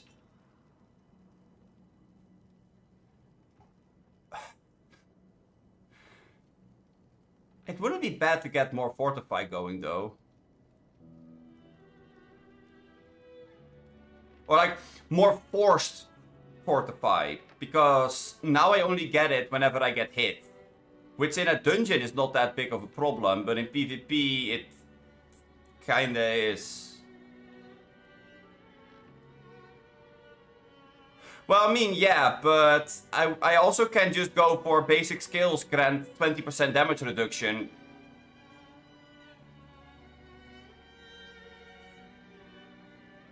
And I use basic skills anyway.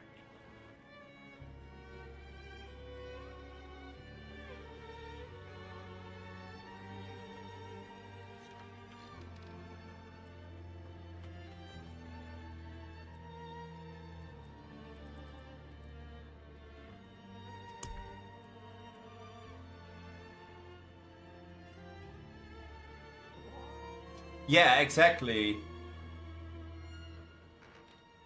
Having both is gonna be hard in my build.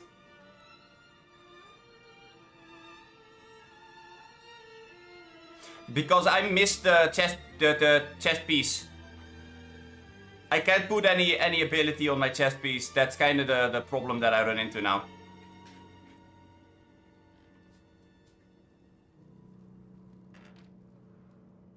Like this one is really nice to have.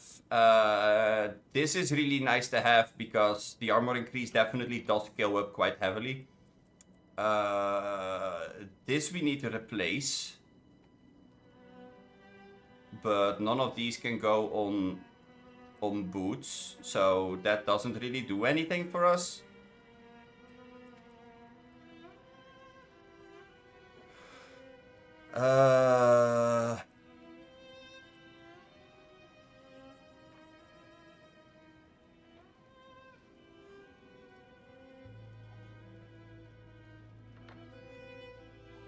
I mean, I guess that you could go for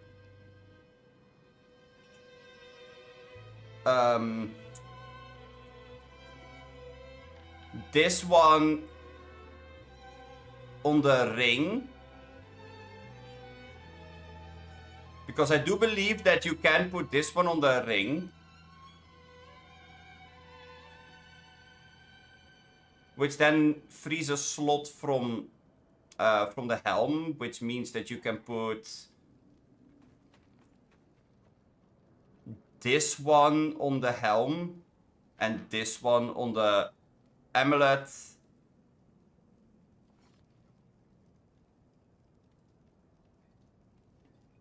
Yeah.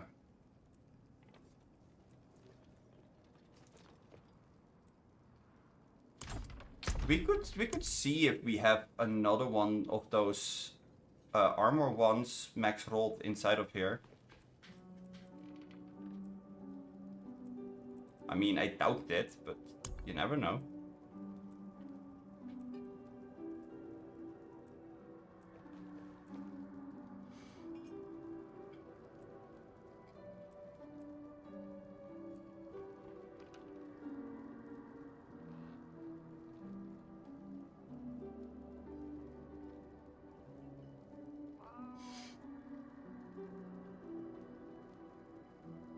Maybe it's not bad to put this on the boots. Because, Azrael, didn't you say that people in PvP usually try to become unstoppable?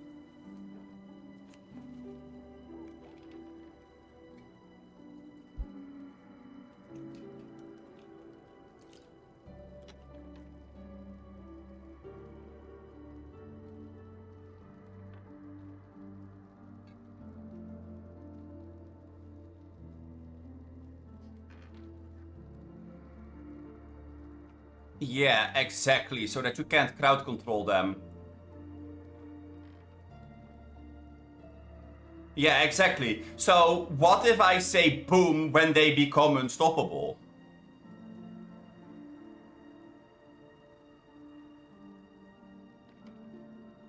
Like, so far, this entire character's build has been the reversed opposite of what everybody is doing in the meta, or meta.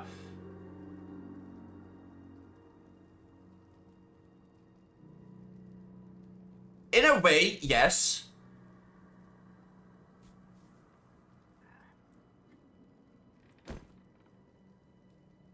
I'm gonna consider that. Because I really think that might be a good thing.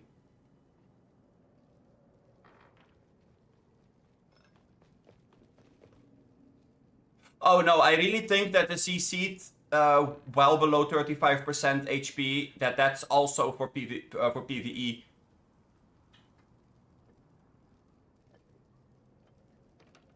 I really do.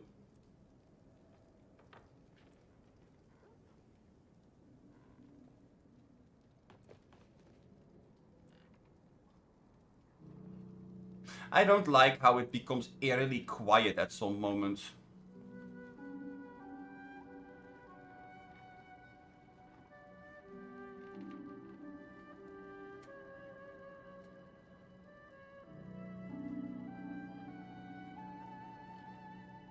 Yeah, I mean, I guess. It's a nice failsafe for my build, though.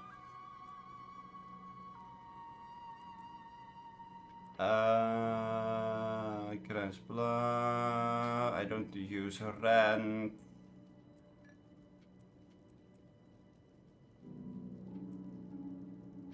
That's imprinted.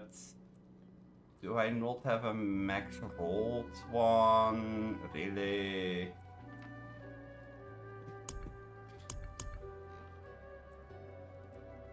I could have sworn that I still had a max rolled one somewhere, but...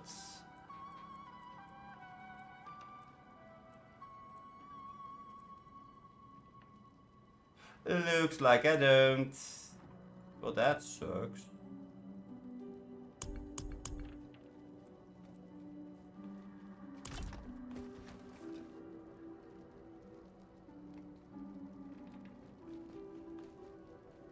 They hit you anyway, so they die. Well, I mean, yeah, but if I am at low health and I'm stunned, for example, that means that I can't heal. And that means that I'm dying, and dying is not really the name of the game.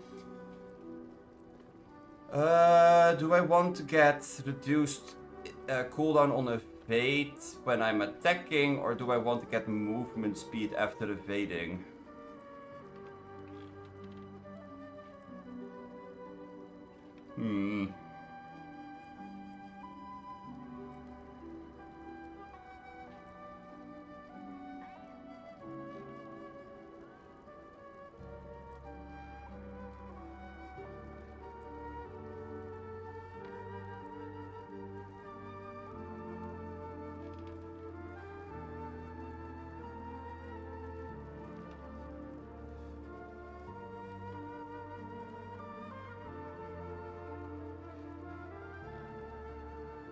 You do realize that I only have one unstoppable skill, and that's my ult.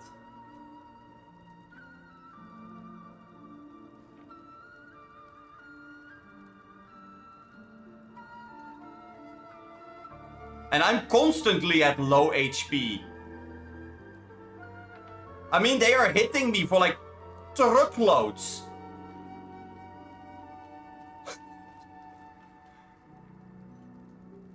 That's the entire problem.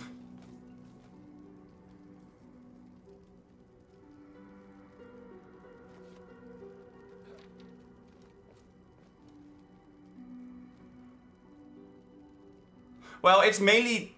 Okay, the main problem is that if I have to push for certain levels and whatnot, I really get stuck. Because at some point you just can't gain more push power because the amount of damage you're taking is too big. So if you can make it so you can actually do that without risking dying, that's really big.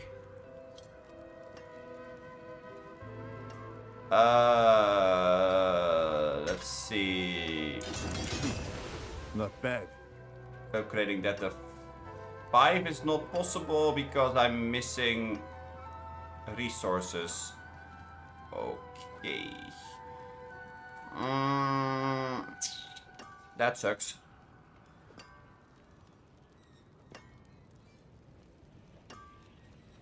Yep, that sucks.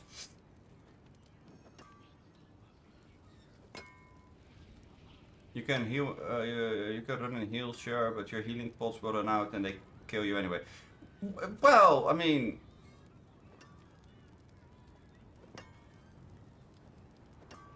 Well, yes, I know. Okay, let's see. Okay, so do I want berserking duration or fortified generation? I think I want these. Unexpected. I think that's the one that we want to go with. And then the boots can get that crowd control duration thingy.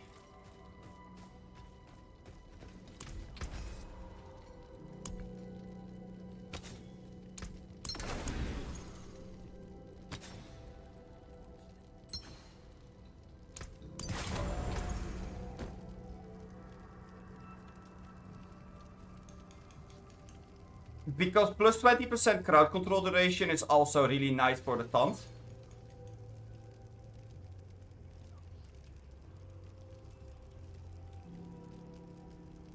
Because having a longer period where they're taunted, that's actually not that bad.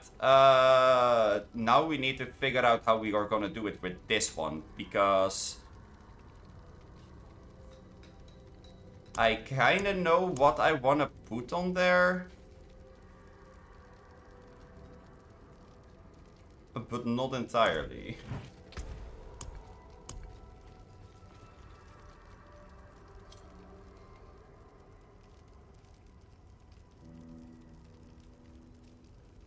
Like, losing this is actually kind of bad. Even just halving it is kind of bad. But what we can put on there is the damage reduction.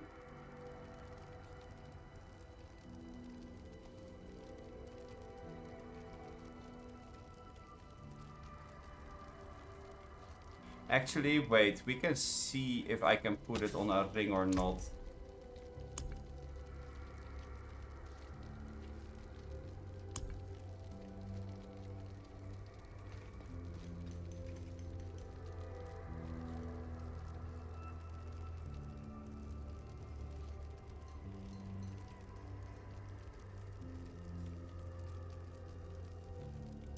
I don't think you can put it on a ring.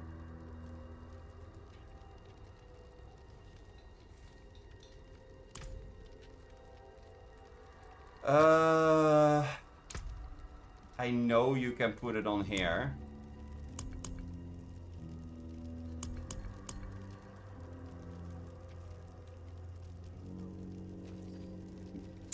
But I'm just not sure if that's what I want.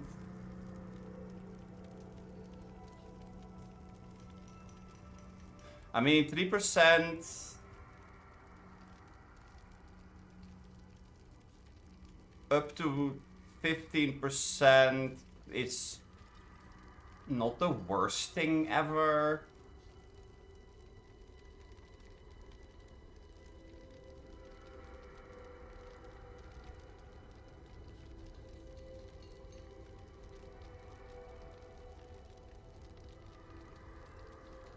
Father bless. But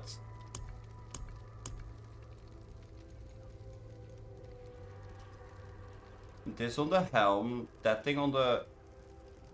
Yeah, but then we still are running out of options for for this, because this can only go on amulets.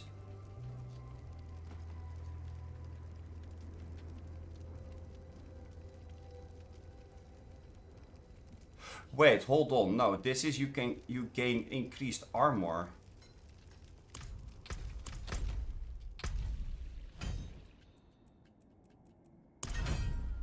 Great. Collection. Increased armor.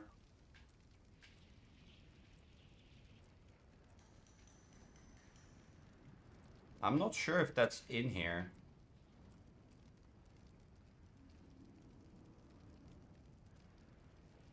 Yeah, it is. Okay. Increased armor for 4 seconds with a max of 15.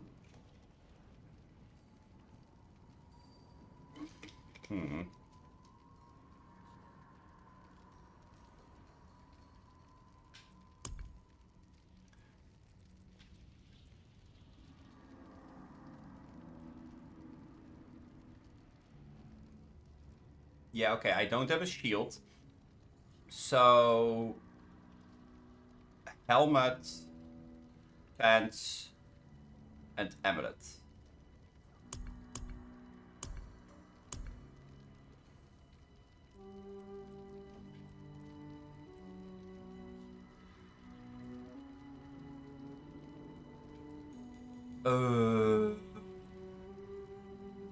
Yeah, that's a good one.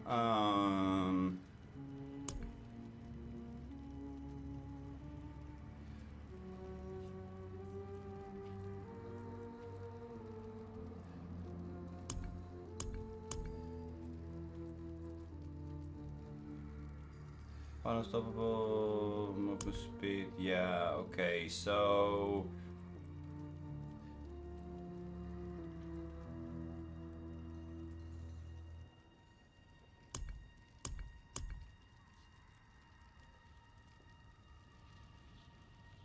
okay, that kind of just comes down to what is better. Is it better to gain damage reduction for nearby bleeding enemies?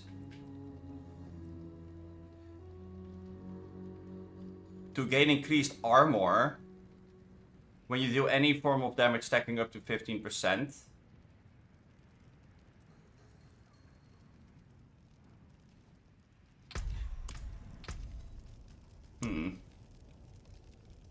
I don't know.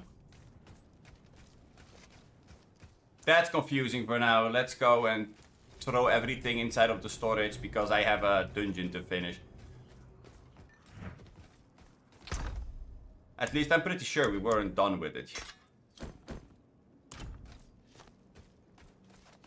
And I need more legendaries that I can salvage because I need their materials.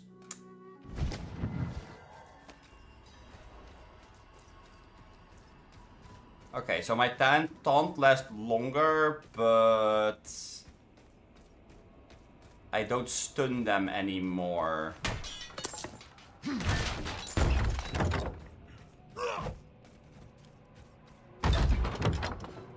I mean, that's somewhat important to realize.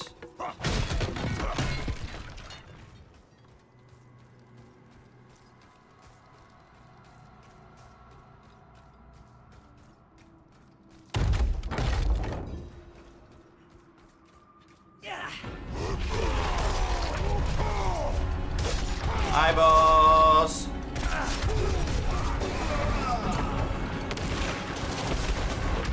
Hi, boss man.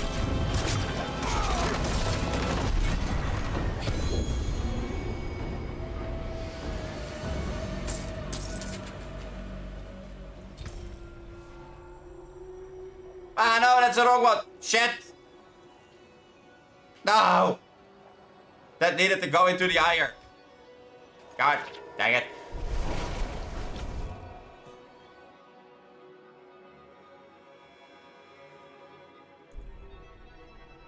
Oh well.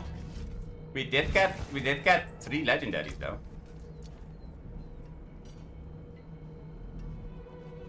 Ooh, that's max rolls. Nice. That's an okay one.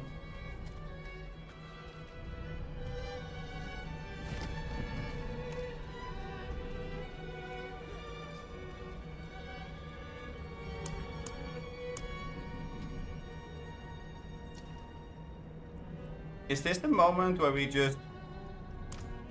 Yeah, this is the moment where we just dust everything that's not dirty.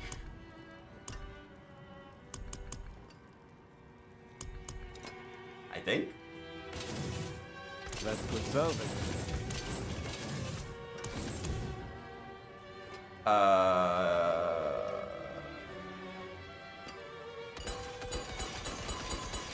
Came apart nicely.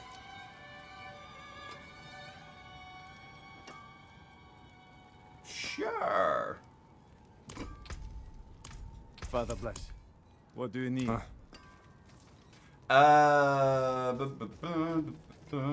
Boots. Oh my god. Food is a thing, yeah.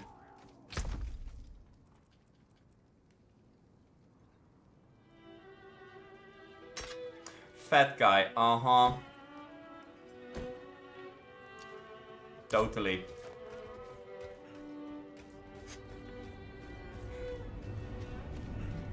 I mean, I'm gonna go and make sure that I finish the boot thingy. That shouldn't take all too long.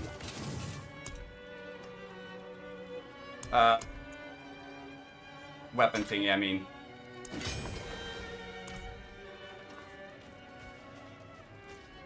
There we go.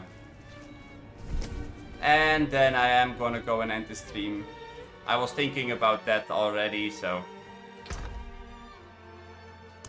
Let's put that one in there. That's for tomorrow.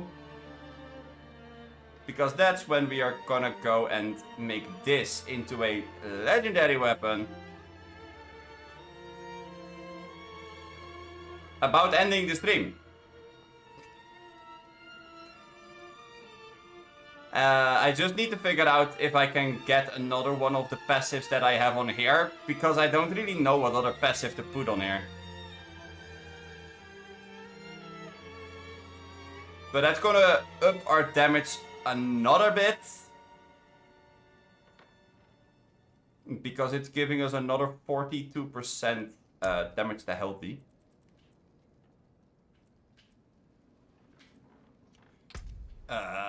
And right now we already have this as damage to healthy, so that's gonna get 12% more. 186 damage versus healthy. Plus more damage versus close as well.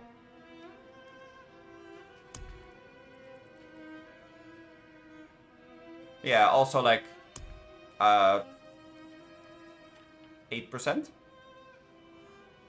More damage while berserking. More damage to bleeding enemies. So all in all, it's